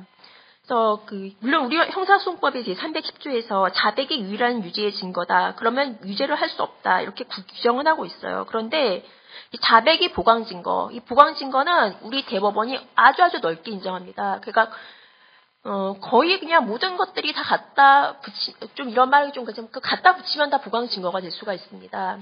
그래서 사실상 이게 보강 증거가 인정되지 않는 경우라는 게 드물기 때문에 그 피고인이 자백만이 유일한 증거다. 따라서 무죄다. 이런 판결이 나는 경우가 거의 없습니다. 근데 이 탈북자의 경우 이런 간첩 혐의를 받는 사건 탈북자가 간첩 그 지령을 받았다는 장소가 어디겠습니까? 북한입니다. 그러면은 이 북한에서 있는 일을 그러니까 어떻게 증명을 하겠습니까? 객관적으로 증명할 수 있는 거 아무것도 없고 오직 그 피고인이 자백뿐입니다. 그래서 자백이 진위 여부도 확인 못하죠. 그 지령 내렸다는 사람을 뭐 북한에 가가지고 찾아올 수도 없는 노릇이고 그렇기 때문에 자백만 있으면은 보강 증거는 이런 것들 아무거나 갖다 댈 수 있기 때문에 이 자백했다 그럼 바로 그 유죄 확정 판결을 받은 건 사실상 마찬가지입니다. 예를 들어서 이 보강 증거로 검사들이 제시한 것들이 어떤 것들이 있냐면 실제 사건에서 보면은 피고인을 전혀 모르는 사람이지만 피고인이 아버지야 할아버지가 뭐 당성에 강하고 아주 충실한 당원이었다. 따라서 피고인 집안 이렇게 당성에 강한 집안이다. 그러면 이런 것도 그 보강 증거로 제시가 됩니다. 그다음에 이건 또 다른 사건인데, 피고인 같은 학력이나 경력을 가진 사람들이 보이사가 공작원을 아주 선호하는 타입의 사람이다. 이런 증언을 한 보위부 전직 보위사령부 직원. 물론 이 피고인과는 전혀 일면식도 없습니다. 이런 것도 보강 증거로 받아들여서 유죄 판결 낸 사례가 있습니다. 최근에 대법원 상고심에서 유죄가 확정이 됐었고요. 근데 물론 그 검사가 아닌 수사기관이 작성한 피의자 신문조서는 그 법정에서 내용만 부인하면 증거로 사용될 수 없습니다. 근데 이렇다 해서 합신센터에서 허위 자백하고 검찰이나 뭐 법원 가서 진실을 말하면 되겠지. 이게 생각처럼 쉽지가 않습니다. 이게 검사가 자백을 뒤집으면 가만히 있겠습니까? 게다가 법원도 이 사람 말 자꾸 바꾸네? 이상한 사람이네? 신빙성이 없네? 아예 뭐 뉘우치는 자세가 보이지 않네? 이러면서 어쩌면 형을 더 높게 받을 수가 있어요. 그렇기 때문에 합신센터 단계에서는 그게 절대 자백을 하면 안 됩니다, 사실은. 그런데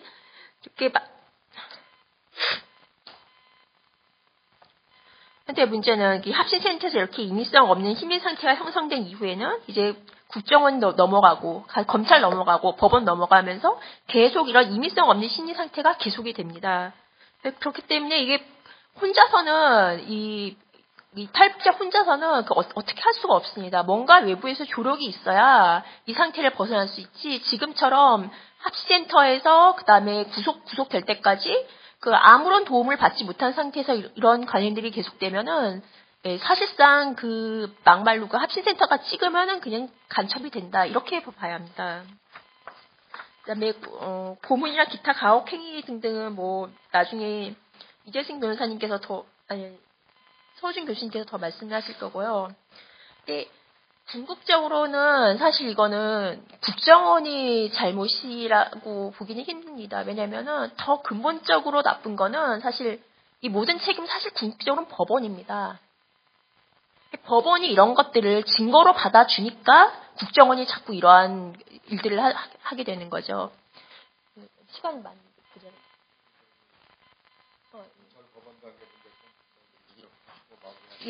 이거 하나만 지적하겠습니다. 미국 판례에 보면 이런 게 있습니다. 슈퍼마켓에 총을 들고 있는 사람이 침입했다는 신고를 들고 경찰에 출동을 했습니다. 경찰에 출동해서 그 용의자는 금방 잡았는데 외표 검사를 해보니까 총은 없어요. 그래서 경찰관이 이렇게 물었습니다. 그 총 어디 있냐? 그 자백을 받아냈습니다. 이때부터가 문제입니다. 이게 경찰관은 총을 찾은 다음에 즉시 뭘 했냐면은 미란다 원칙을 고지합니다. 미란다 원칙을 고지한 다음에서야 이 총 누구 거냐, 네 거냐, 네가 가져온 총이 맞냐 이런 질문들을 했습니다. 이게 재판으로 가니까 피고인이 이렇게 주장했습니다. 그 총이 어디 있냐는 그 질문, 그건 미란다 원칙을 고지하기 전에 한 거기 때문에 적법절차 원칙 위반이고 따라서 이 기소 취소되어야 한다. 연방대법원 판결이 이렇게 얘기했습니다. 공공의 위험을 위한 질문과 증거를 확보하기 위한 질문은 다르다. 그리고 그 경찰관은 그러한 능력이 있었다. 실제로 이 경찰관은 총을 확보한 다음에 그 증거가 될 것들, 이 총이 네 건지, 누구 건지, 어디서 나왔는지 이런 것들은 미란다 원칙 고지를 다 했다. 근데 미국 경찰관이라고 우리나라 경찰관보다 좀 더 인권인식이 강하다던가 더 유능하다던가 그러진 않을 겁니다. 근데 이 경찰관이 그 상황에서도 총을 찾자마자 그 다 미란다 원칙을 고지하고서야 그런 질문들을 한 이유가 무엇이겠습니까? 그동안 연방대법원에서 적법 절차를 거치지 않았다는 이유로 많은 그 유죄 나올 사건들이 전부 다 무죄로 됐기 때문에 이제 이 수사기관들이 이제 학습이 된 겁니다. 만약에 우리 대법원도 이런 식으로 그 탈북자들이, 피고인들이 진술, 증거, 이런 것들을 하나하나 살피고 합신센터나 국정원에서 어떠한 일들이 있었나, 이걸 다 살펴서 엄격하게 유법수집증거 배제 원칙을 적용했더라면은 국가정보원이 더 이상 그렇게 무리하게 이런 일들을 할 이유가 없습니다. 할 필요가 없고요.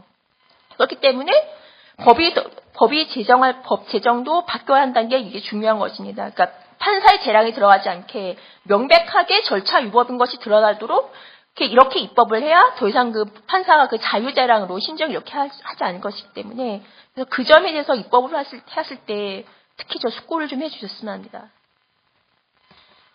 네.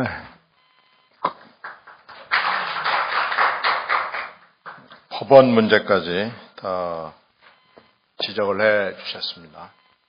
자, 그러면 이 두 분 발제는 끝났습니다만은 사실 이 토론하시는 분들도 제가 보니까 발제에 가까운 토론이 되지 않을까 싶은 생각이 드네요.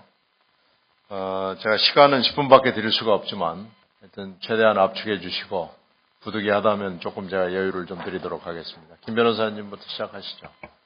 네, 안녕하세요. 김영민 변호사입니다. 제가 말씀드릴 것은 실제 중앙합동신문센터에서 조사를 받고 위법한 조사를 받고 그게 형사사건화 되었던 많이들 아시는 서울시 공무원 간첩 사건 내지는 간첩 증거 조작 사건, 이 사건에 대해서 말씀드리고 싶습니다. 그 사건에서는 거의 유일한 증거가 여동생의 허위 자백이었죠. 오빠랑 내가 간첩 행위를 했다라는 진술이 거의 유일한 증거였습니다. 그런데 여동생은 남한에서 살고 싶어서 들어온 사람인데 왜 갑자기 그런 자백을 했을까? 그런 자백하면 결국에 자기도 쫓겨나고 살 수 없고 잘 살고 있는 오빠도 한국에서 쫓겨날 위기에 있는데 왜 그런 얘기를 했을까? 그 말이 정말 사실일지 여동생의 입을 통해서 말씀드려보겠습니다.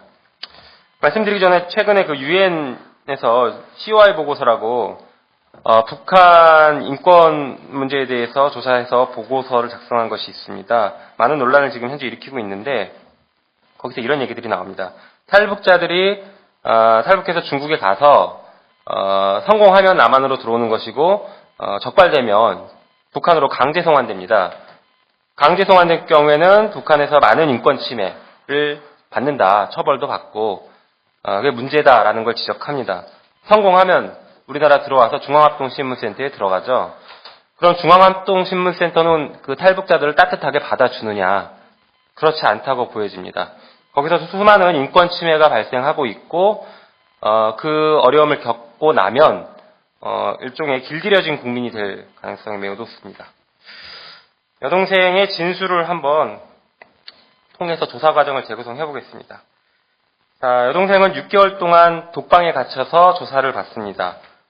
통상 조사가 끝나거나 조사 직전에는 단체 수용을 하는데 특이하게 이 여동생은 6개월 동안 혼자 처음부터 끝까지 독방에 있습니다. 조사 처음에는 국정원 직원들이 친절하게 이것저것 물어봤다고 합니다. 그러다가 5일째 지나니까 여동생에게 너 화교 아니냐 이걸 집중 추궁을 했고 결국에는 회령 화교 유가려라고 쓴 팻말을 붙이고 다른 탈북자들 앞에서 망신주기, 일종의 고문입니다. 망신주기를 했습니다. 그렇게 하고 난 이후에 여동생이 기가 꺾여서 결국에는 화교 사실을 인정했죠. 화교 사실을 인정하고 나서 여동생은 그럼 이제 출국되나 보다 이렇게 생각을 했는데 갑자기 오빠에 대한 질문들이 쏟아지기 시작합니다. 오빠가 북한에 미립북을 한 사실이 있다. 이것을 인정해라 라고 얘기를 했고 오빠도 다 자백을 했다. 이렇게 국정원 직원들이 여동생에게 조사를 시작합니다. 근데 여동생은 자기가 아는 한 오빠가 미립북, 어머니 장례식 이후에 미립북한 사실이 없기 때문에 처음엔 극구 부인을 했죠. 그런데 그 과정에서 국정원 직원들이, 조사관들이 여동생을 폭행하고 협박도 하고 정기고문실도 데려가겠다. 또 욕설도 하고 일으켜 세우기도 하고 여러 가지 수단을, 신체에 가한 고문들을 행하기 시작합니다. 게다가 여동생 입장에서는 이 국정원 직원들이 헷갈립니다. 처음에는 잘해줬다가 그 다음에 강하게 나왔다가 또 힘들어하면 또 잘해주고 같이 부둥켜갖고 울기도 하고 이러니까 여동생이 헷갈립니다. 내가 지금 누구 말을 믿어야 되고 어디에 기대야 될지 모르는 상황이 치닫기 시작하는 것이죠.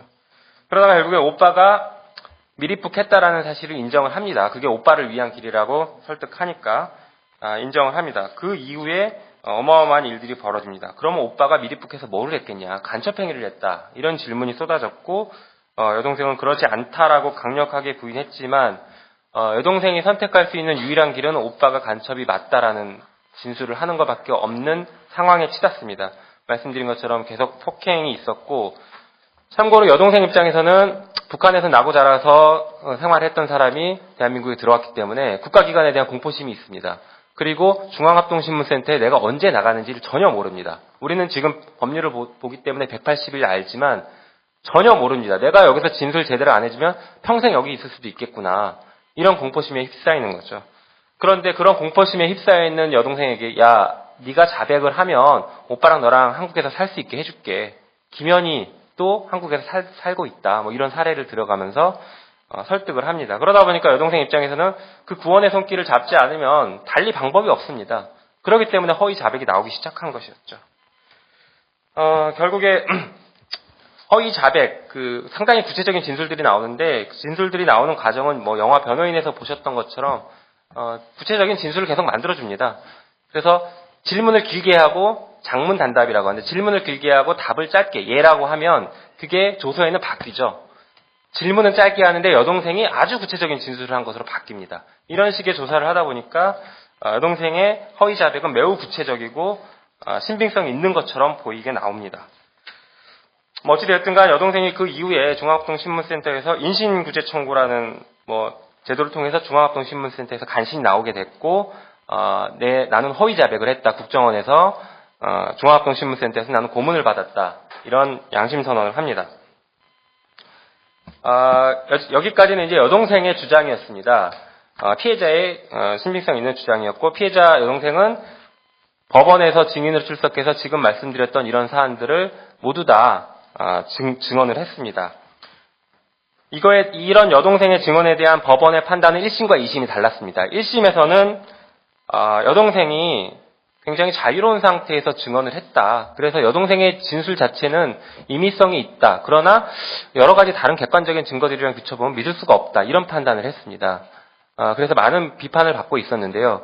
여동생이 임의성 있는 진술을 했다라고 하면 미쳤다고 오빠가 간첩이라는 얘기를 왜 했을까에 대한 근본적인 질문, 근본적인 대답을 못했던 거죠. 다행히도 항소심에서는 여동생이 주장했던 얘기들이 거의 다 받아들여졌습니다. 다만 폭행, 협박 부분만 법원에서 명시적으로 받아들이지 않았는데 5가지 정도 사유를 들어서 여동생이 중앙합동신문센터에서 받은 조사는 사실상 구금이고 심리적인 고문, 진화된 고문을 받은 것이다 라는 것들을 인정했습니다. 그래서 여동생의 진술들이 다 증거 능력이 없다라는 아주 중요한 결론을 내렸습니다. 지금 말씀드린 것처럼 중앙합동신문센터에서 수용된 이 북한 이탈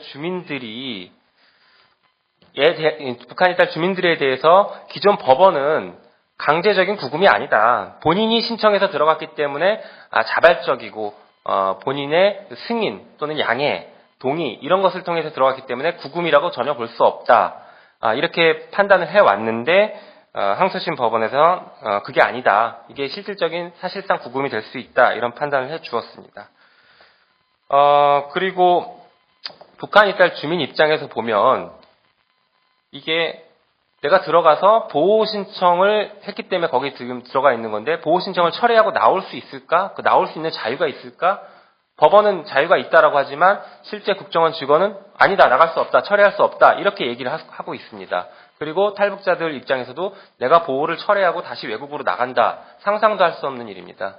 그래서 이 부분은 사실상 강제 구금이다라고 보는 것이 맞다라고 생각됩니다.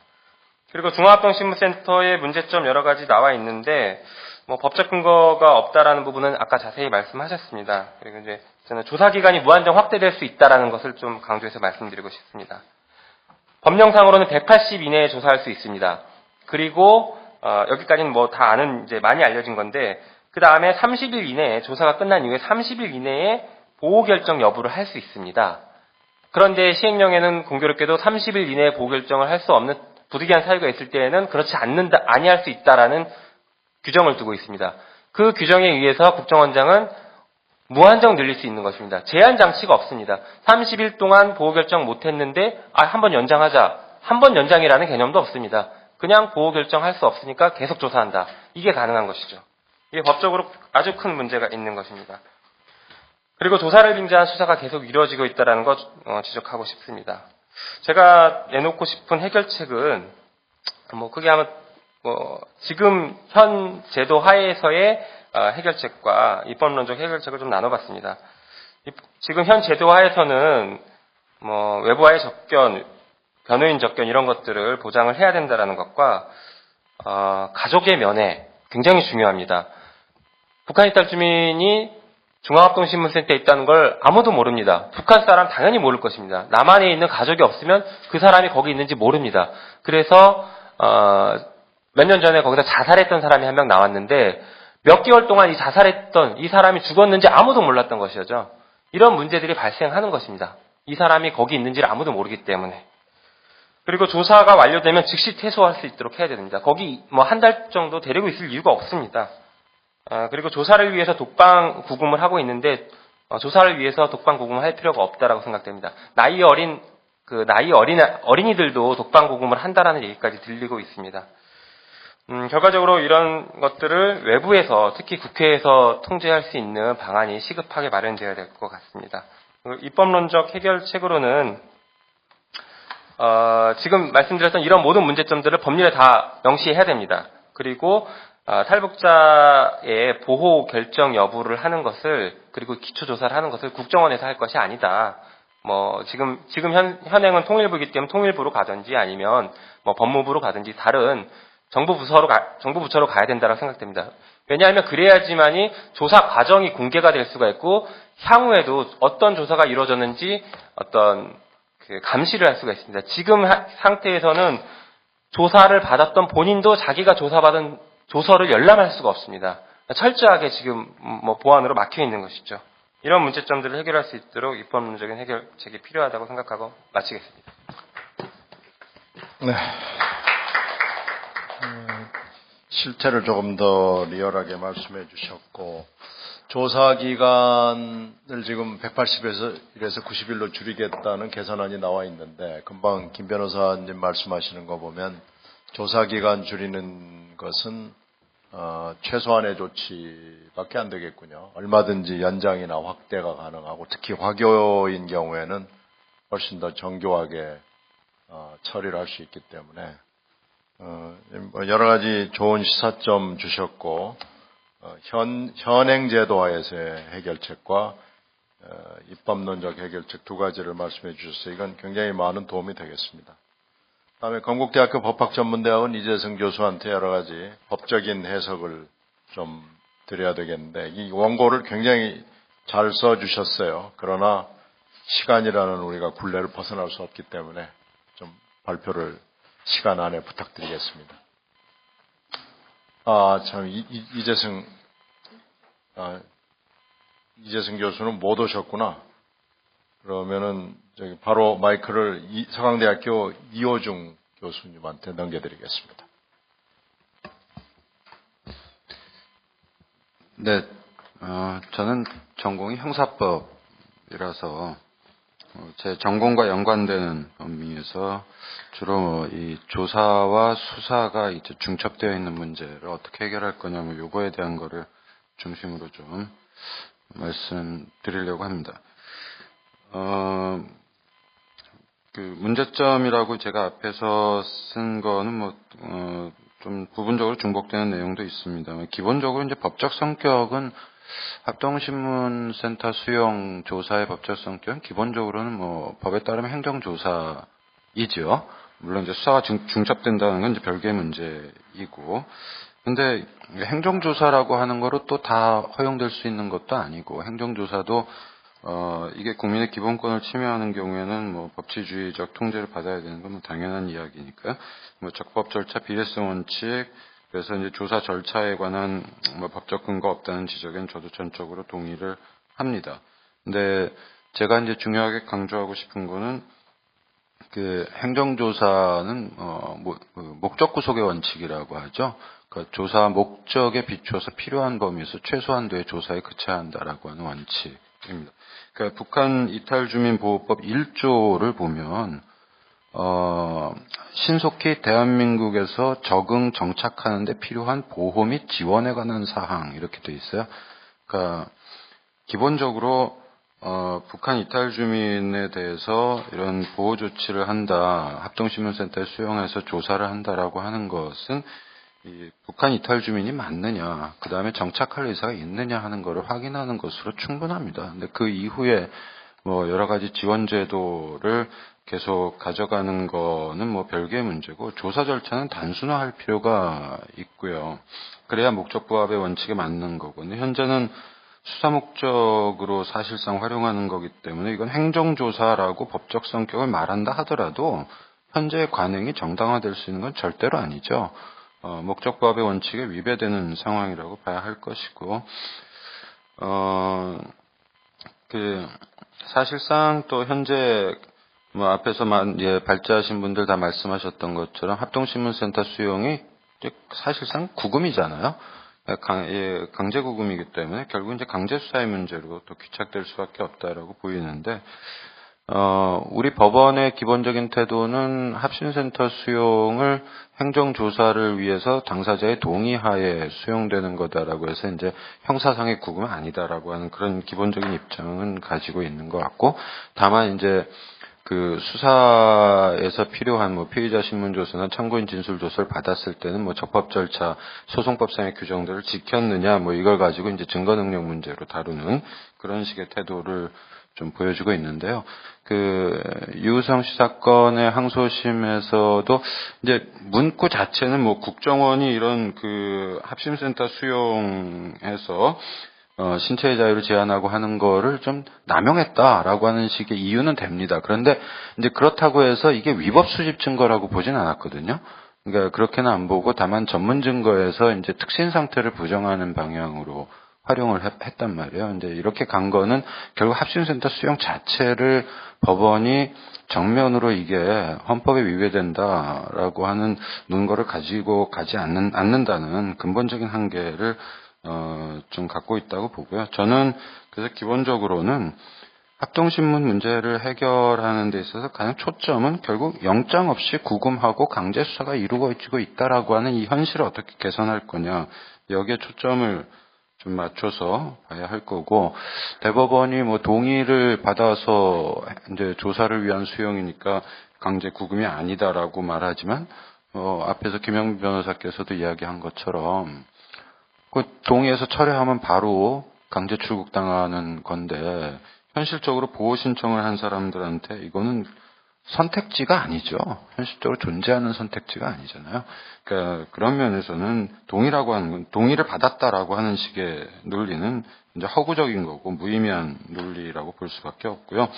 형사소송법에서 동의에 의한 구금이라고 하는 건 절대로 인정할 수 없다. 영장주의를 무력화시키기 때문에 안 된다라는 견해가 일치되어 있습니다. 그런 거에 비춰봐도 사실상 강제구금이라고 볼 수밖에 없는 것이고요. 근데 이제 조사와 수사를 어떻게 나눌 거냐가 좀 문제가 되는데, 사실상 이게 중첩되어 있죠. 근데 중첩되어 있는데, 그러면 언제까지 조사고 언제까지 수사냐를 구분할 수 있냐? 저는 구분 못 한다고 봅니다. 국정원 직원이 조사하면서 여러 가지 신변에 관한 사항도 조사하고요. 또 경우에 따라서는 북한에서 있었던 최근의 일들 이런 거에 대한 것도 물어보기도 하고 그러다가 또 위장 탈출 이런 혐의에 관련된 이야기도 물어보기도 하고 굉장히 다양한 걸 물어보거든요. 어디까지가 조사고 어디까지가 수사냐고 어떻게 구별합니까? 그건 도저히 구별할 수 있는 상황이 아니죠. 그러니까 이거를 절차상으로 조사와 수사를 구별할 수 없다는 얘기는 뒤집어 말하면 뭐냐면 조사하는 주체와 수사하는 주체를 구별해야 된다는 얘기입니다. 그래서 저는 좀 대안적인 방향의 논의를 할 때 가장 기본이 되는 건 정말 북한 이탈 주민인지 확인하고 정착을 위한 지원을 하겠다는 목적의 행정조사랑 수사 목적의 수사랑은 명확하게 구별하자. 근데 그 구별을 국정원이 다 관장하고 있는데 구별이 되냐? 절차적으로 구별 안 된다. 그러면 주체를 구별하자. 그러니까 통일부가 기본적으로 보호 결정을 위한 조사 절차를 통일부가 주관하고 국정원은 개입하지 않는 것으로 해야 되고요. 그래서 통일부가 조사하다가 뭔가 수사가 필요한 혐의가 있는 것 같다라고 하면 수사기관에 통보해서 수사하시오라고 하면 되죠. 그럼 국정원이 그 다음에 수사하면 되고 국정원이 그 다음에 개입해서 수사하려면 형사선법 규정 지키면 돼요. 영장 받아서 구금하고 진술거부권 고지하고 변호인 조력 인정하고 해서 형사선법 지키면서 그 다음에 수사를 진행하면 되는 거죠. 그러니까 기본적으로는 저는 또 국정원이 수사권을 가지고 있는 현 상황이 대단히 문제가 많다고 생각하고 이제 국정원의 수사권을 폐지해야 된다라고 늘 바깥에서 얘기하던 입장에서 만약에 국정원의 수사권이 폐지한다면 경찰이나 검찰이 수사하면 되는 거죠. 통일부에서 그쪽에다가 통보해가지고 또 반대로 국정원이 또 어떤 입국 이제 북한 이탈 주민으로 보호 신청을 했는데 그 사람에 관해서 뭔가 첩보를 입수했다. 그러면 그 사실을 통일부에 통보해가지고서 우리 수사 진행하겠다라고 하면은 되잖아요. 그런 식으로 진행하면 되니까 이게 지원 정착을 위한 조사라고 하는 것과 수사라고 하는 걸 두리뭉실하게 합쳐놓는 현재 시스템 자체를 완전히 이원화시켜서 가고 그다음 수사 절차는 당연히 소송법에 의하면 되니까 문제될 건 없고요. 조사 절차에 관해서는 보다 세부적인 법치주의적인 제도 마련이 좀 필요할 겁니다. 현재 어떻게 수용하고 어떤 권리가 보장되고 뭐가 제한되고 이런 것들에 대해서 전혀 규정이 없잖아요. 이런 것들을 좀 분명히 해서 일단 수용을 할 수 있는 법적 근거를 만들고 조사 기간도 좀 축소시키고 또 자기결정권을 보장한다. 이의신청제도, 외부교통권 보장, 재판청구권 보장, 또 합동신문에 관련된 여러 가지 절차적 권리들을 고지하는 거, 그 다음에 신뢰관계인 내진 조력인 제도를 도입하는 거, 이런 것들이 이제 조사 절차 내에서 좀 이러한 것들이 세밀하게 규정이 돼야 될 거라고 보고요.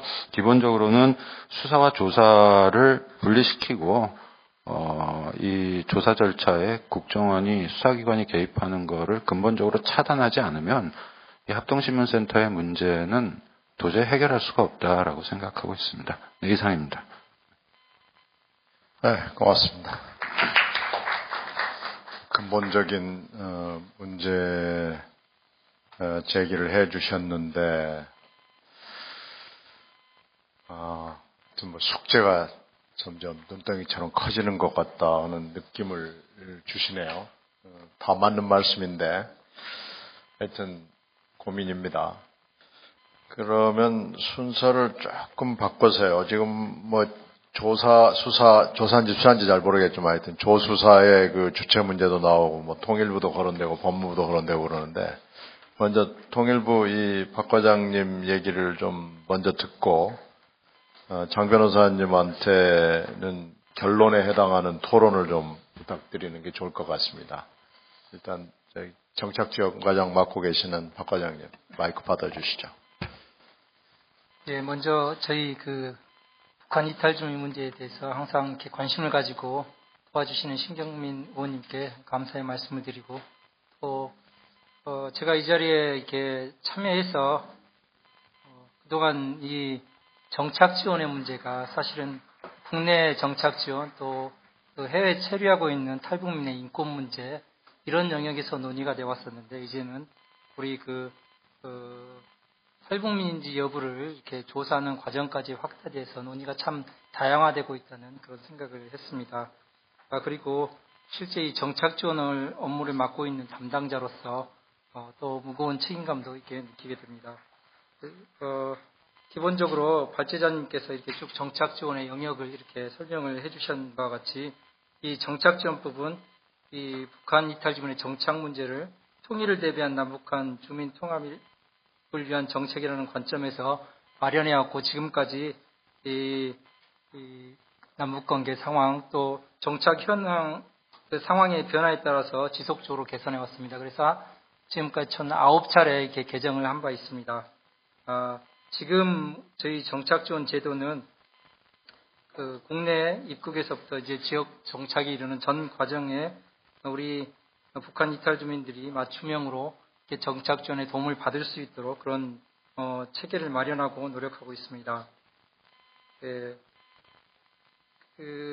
먼저 이제 저희 통일부에 해당되는 사안부터 말씀을 드리겠습니다. 이미 발표자분께서는 제기하지 않았지만 이 자료에 나와 있는 부분들이 있기 때문에 저희 하나원 그 상황에 대해서 좀 이렇게 설명을 드리겠습니다.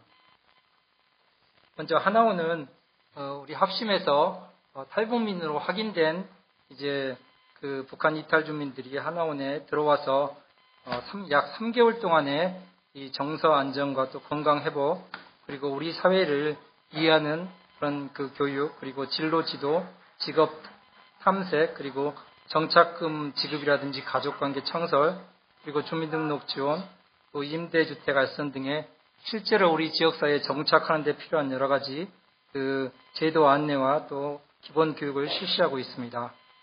그래서 이 발제 내용에 이렇게 들어있는 부분 중에 하나가 하나원 교육과정을 자발적 사회 통합교육 방식으로 전환해야 한다는 그런 제안이 있었는데 이런 방향에 대해서는 저희 하나원에서도 공감대를 가지고 이 개방형 프로그램을 확충하는 방향으로 지속적으로 개선 노력을 하고 있습니다.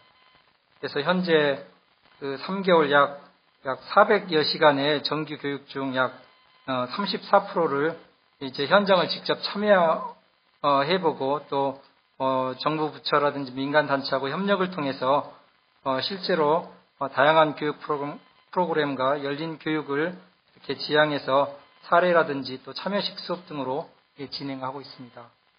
그래서 또 교육생들이 여러 가지 심리 안정이라든지 외출 예방, 면회를 시행하고 있고 또 이렇게 본원과 본행과의 가족끼리 이렇게 헤어져 있는 경우에는 가족들이 만날 수 있고 또 자유롭게 통화할 수 있고 또 물품을 반입할 수 있는 이런 제도들을 갖추고 있습니다.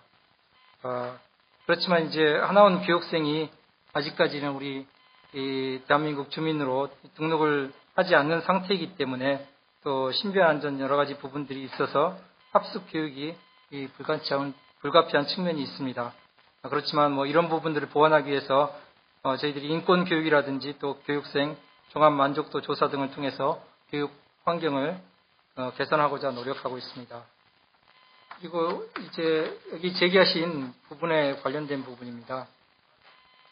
이 탈북민 보호 결정 과정에서 이 행정 절차 범죄 수사 과정을 이원화해야 한다는 의견에 대해서는 사실 이 북한 이탈 주민의 이 인권적인 측면이 굉장히 중요한 부분인데 또 남북 분단이라는 현실을 고려해서 국가 안보상의 필요도 분명히 있습니다. 그래서 이런 부분들을 종합적으로 고려하고 합리적인 대안을 마련해 나가는 그런 과정이 굉장히 중요하다 봅니다. 이렇게 합리적인 공감대가 마련된다 그러면 이런 부분이 충분히 제도에 반영될 수 있지 않나 이렇게 생각이 듭니다.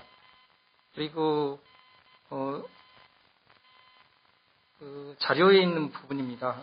여성, 아동, 청소년, 노약자 등에 대한 특별한 보호에 대해서는 그 필요성을 이제 정부 내에서도 공감하고 있기 때문에 해외 공간이라든지 또 합심센터 또 그 하나원에 이 여성이라든지 아동, 청소년을 위한 여러 가지 그 심리 안정이라든지 교육이라든지 이런 노력들을 하고 있습니다.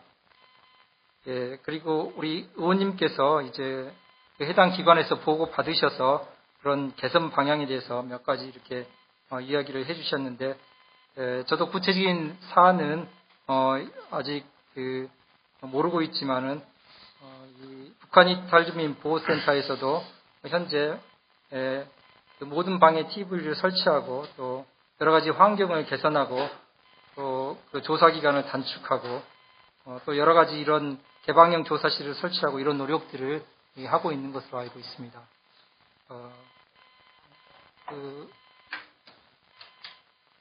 여기서 제기된 이런 그 논의들이 저희들도 통일부 차원에서도 이렇게 검토를 해서 제기해 주신 그 의견들은 저희들이 이 정책을 또 법을 검토하는 데 있어서 참고하도록 저희들이 하겠습니다. 통일부 차원에서 중앙합동신문센터의 실태나 문제점을 검토해 보신 적은 있습니까? 제가 합동신문센터를 한 2번 정도 방문을 해서 그 시설이라든지 이루어지는 과정은 저희들이 보았습니다.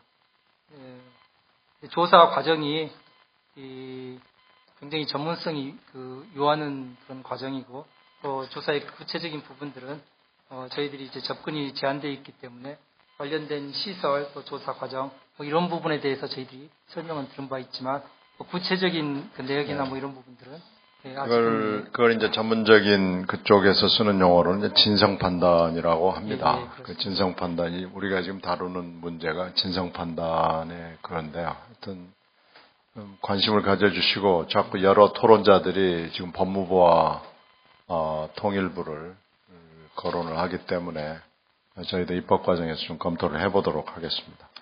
마지막으로 장 변호사님께서 지금 이 굉장히 어려운 문제들, 아주 근본적인 문제들부터 시작해서 운용상의, 제도상의 문제까지 다 얘기를 하셨는데, 경험도 김 변호사님이랑 변호사님들하고 다 같이 가지시고, 좀 마지막 발언자시고 토론회 또 마지막이시기 때문에 해법의 앞으로의 방향에 좀 중점을 두셔서 좀 말씀을 해 주셨으면 합니다. 부탁드립니다. 예. 그 해법을 이야기하기 위해서는 우리가 지금 합신센터 시설이나 그 조사 자체를 어떤 시각으로 보냐 이게 중요하고 거기에 들어와 있는 우리 북한 이탈 주민들을 어떻게 보느냐는 이 식의 문제가 있습니다. 그래서 그게 결국은 어느 쪽에서는 안보 현실이라고도 하고 어느 쪽에서는 결국 자유를 찾아서 난민으로 오신 분들에 대한 인도주의적인 어떤 대우 이런 부분들일 텐데 기본적으로 저는 그 탈북민을 한국에서 다시 기회를 주고 어떤 우리 사회에 받아들인다고 한다면 적어도 인도주의적인 관점이 우선되는 그런 시설과 조사가 이루어져야 된다고 봅니다. 그런데 기본적으로 저희는 지금 법에서는 어떤 인도주의적 목적을 이야기를 하지만 실제로 탈북민들은 하나의 그 대북 정보 수집의 대상이라든가 또는 간첩을 색출해야 되는 대상으로 범죄 혐의로 일단 고정시켜 놓고 거기에다가 국가안보를 집어넣어서 국정원이 모든 것을 관장하게 되면서 저는 지금 이 시설 자체가 고문시설이 됐다라고 기본적으로 보고 있고 간첩을 색출하는 이런 탈법적인 그 수사가 행해지는 시설로 보고 있습니다. 그 독방에 수용해서 조사하고 있는 것에 대한 우리 지금 인식 수준이 독방 수용 조사도 행정조사를 하더라도 가능하지 않느냐. 만약 그렇게 된다 그러면 자 우리가 수사를 하는 경우를 봅시다. 같이 수사관이 숙식을 다 관리하고 생활을 다 관리하면서 조사까지 하는 이런 예가 어디 있습니까? 과거에 중정이나 국정원이나 안기부 때 아니 그 국정원이 훨씬 시설이 좋기 때문에 조사실에 침실까지 다 놔두고 그리고 여기서 자면서 이 좋은 시설에서 같이 조사하자 그렇게 조사를 했던 적이 있습니다. 그거하고 지금 그 중화합동 신문센터에서 과연 북한 이탈 주민인지 진성 여부를 판단하는데 같이 지금 숙식하고 지금 독방에 가둬놓고 하는 이 조사와 과거 국가보안법 그 조사를 위해 가지고 같이 그 시설 좋은 국정원이나 중화합동 신문센터에서 같이 침대에서 자면서 조사하는 거하고 다른 게 뭡니까? 유치장 가서 유치장 밥 먹는 것보다는 예전에 그 국가보안법 조사받던 그런 시설이 더 좋죠. 그리고 또 하나 보면 세상에 행정조사하는 시설이 아무리 보안시설이라 하더라도 우리 구치소 외부 사람들이 못 들어갑니까? 다 들어가지 않습니까? 친인척이 가서 만날 수도 있지 않습니까? 서신 교환하지 않습니까? 근데 여기는 지금 행정조사를 한다는데 또 여기에다가 간첩 색출 이런 목적이라든가 또 대북정보 수집 이래놓고는 여기를 외부에서 언론이 접근합니까? 유엔이 접근합니까? 국가인권위원회가 접근합니까? 국회의원들 모셔놓고 조사하는 것도 굉장히 저는 지금 이 수준 자체가 이름 바꿔놓고 뭐 시설 좋은 거 지금 보여주는 게 아니지 않습니까? 어느 나라에서 이렇게 행정조사를 하면서 독방에다가 가둬놓고 15일 동안 평균 15일 동안 숙식 관리하고 이렇게 하는 데가 어디 있습니까? 적어도 형사소송법에서 우리 수사를 하더라도 구치소는 구금 관리기관 운영 주체는 예를 들면 법무부의 그 교정기관이고 수사기관은 검찰이라든가 이렇게 분리되어 있습니다. 여기는 지금 그 합심센터는 가보면 일상을 다 뭐 알몸 수색에서부터 CCTV 관리하는 거 다 국정원에서 다 조사하는 사람들이 다 보고 있으면서 지금 조사기관이자 숙식 생활을 관리하고 감시하는 기능이다. 이게 지금 아무 지금 견제장치 없이 뭐 이렇게 무소불위로 하는 데에 대해서 이게 고문시설이 아니면 어디가 고문시설이고 이게 수사가 아니면 이게 어떻게 지금 그 행정조사라는 말로서 이렇게 이걸 180에서 90일 줄이면 이게 개선이 되나요? 저는 이렇게 숙식을 조정하면서 독방하는 수사는 단 하루라도 있어서는 안 된다라고 생각합니다. 단 하루 그렇게 어떻게 삽니까? 외부에 가족이 저를 찾을 수 있습니까? 아무도 전화를 할 수 있습니까? 아무도 못하는 이런 완전히 그 암흑의 지대에서 어떻게 삽니까? 그래서 이런 고문 시설로서 독방 수용 조사는 행정조사든 수사에서도 이렇게 할 수가 없는 거고요. 이건 당장 폐지되어야 된다라고 생각을 하고요.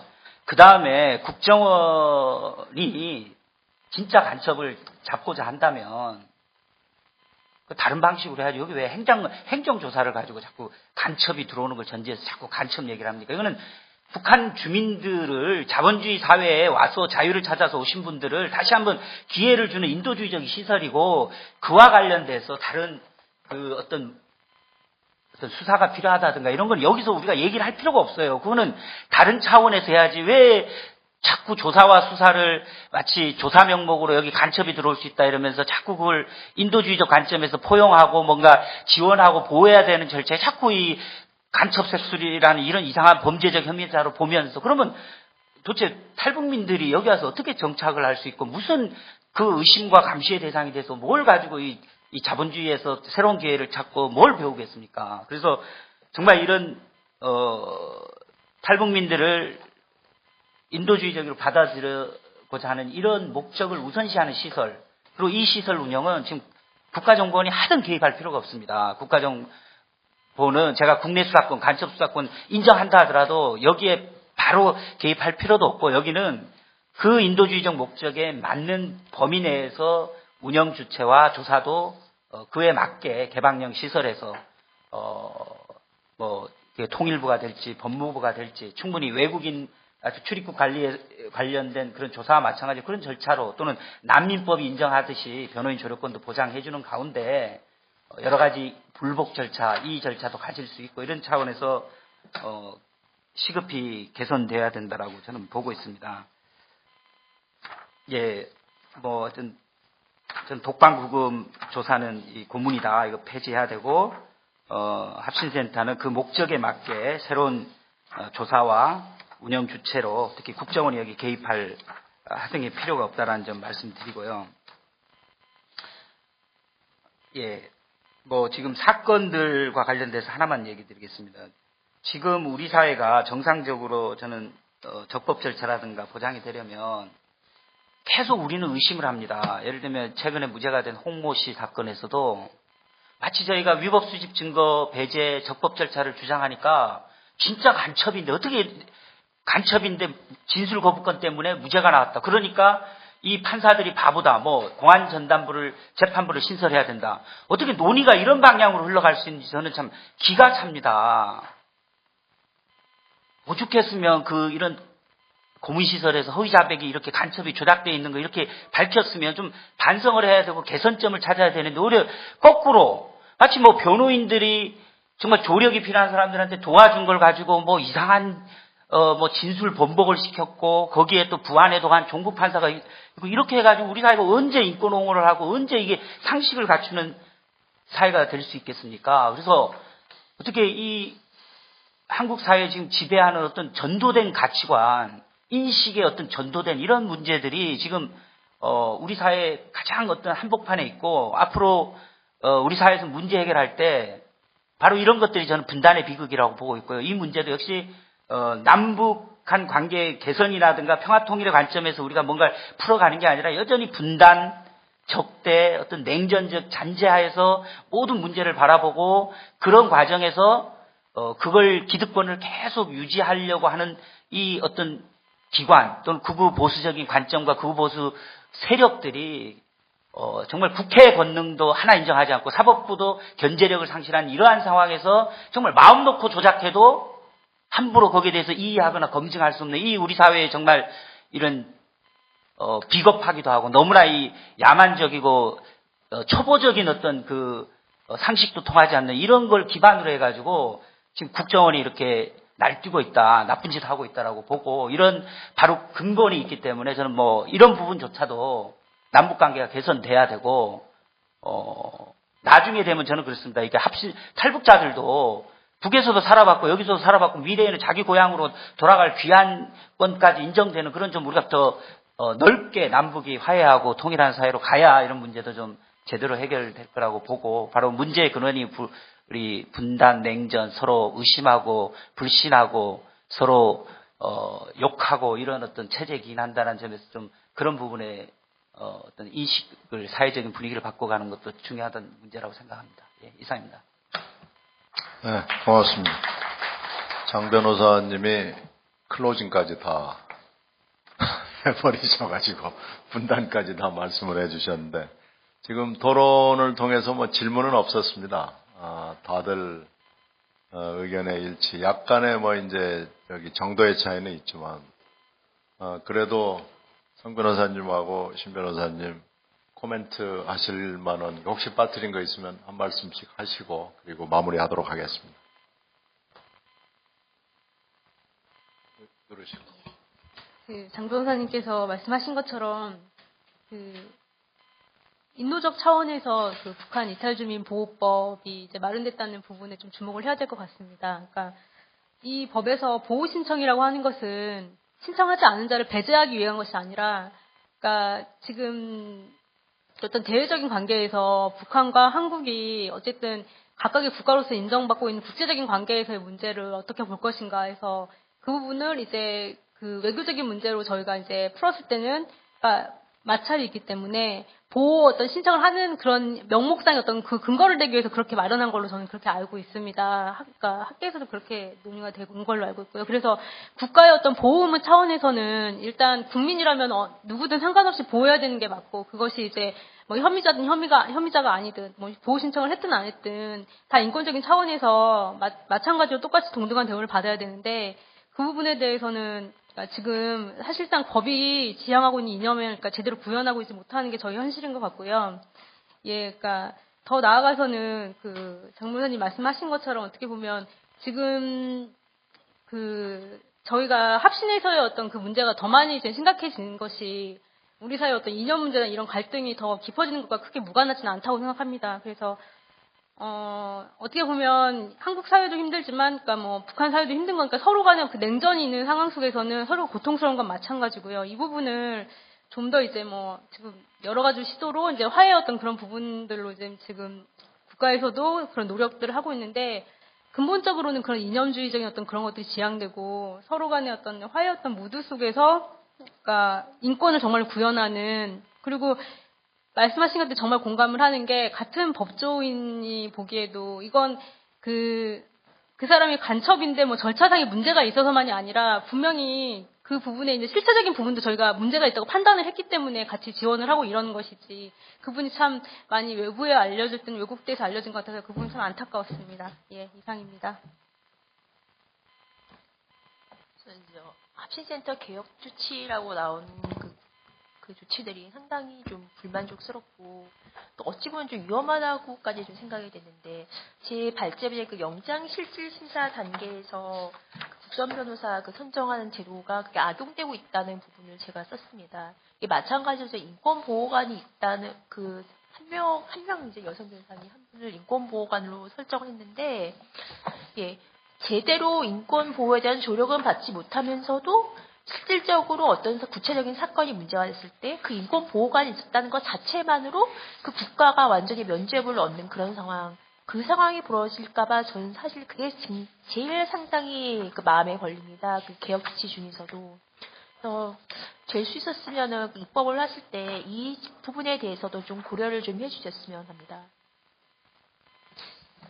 인권보호관은 저희들이 잠깐 만나 뵙고 뭐 얘기하고 식사를 했는데, 지금 막 부임하셔가지고요. 상담을 3건 받았는데, 사실은 휴먼 라이츠의 부분보다는 상담관, 심리사 뭐 이런 역할을 그 사이에 몇 건 하셨다고 얘기를 들었습니다. 그래서 본격적인 휴먼 라이츠 뭐 이런 문제는 아직 본격적으로 일을 시작을 안 한 거 아닌가 하는 생각이 들었기 때문에 그건 저희들이 유념해서 보도록 하겠습니다. 지금 오늘 말씀드린 것은, 쭉 말씀을 나누신 것은 주로 이 센터를 중심으로 해서 쭉 얘기를 들었는데요. 실제로 장 변호사님이 클로징 비슷하게 말씀하신 것처럼 사실은 분단과 통일의 문제에서 비롯이 된 거고요. 우리 사회의 법적 인식의 어떤 천박함, 여기에서 사실은 이게 본격적으로 돼 있죠. 그리고 탈북자 문제는 최근에 일련의 사태, 전단살포에서 특히 보였듯이 또 왜곡된 정치 참여에 이제 탈북자들이 하는 문제 하는 것 봤듯이 정치적 문제도 대단히 많고요. 또 사회적, 문화적인 문제도 많고요. 남자가 26%, 여자가 74%라고 들었습니다. 그래서 또 이 문화적인 충격 이런 것도 대단히 많고, 그래서 사실은 그 이슈의 다양함은 대단히 큽니다. 그래서 이게 어느 하나의 문제나 하나의 접근 방법으로 해결될 수 없는 거고, 또 분단의 문제가 해결돼도 문제가 생길 수밖에 없는 굉장히 복잡한 문제인데, 오늘은 사실은 일부분만 본 거고요. 그리고 이 간첩 조작 사건을 통해서 지금 우리가 이걸 봤기 때문에 그 부분에 사실은 얘기를 할 수밖에 없는데, 우리 사회에 하여튼 법적인 문제, 정치적인 문제가 다 이게 녹아 있기 때문에 이거 하나를 푼다고 해서 저는 해결되리라고 그런 이 천진난만한 생각을 갖고 있지는 않습니다.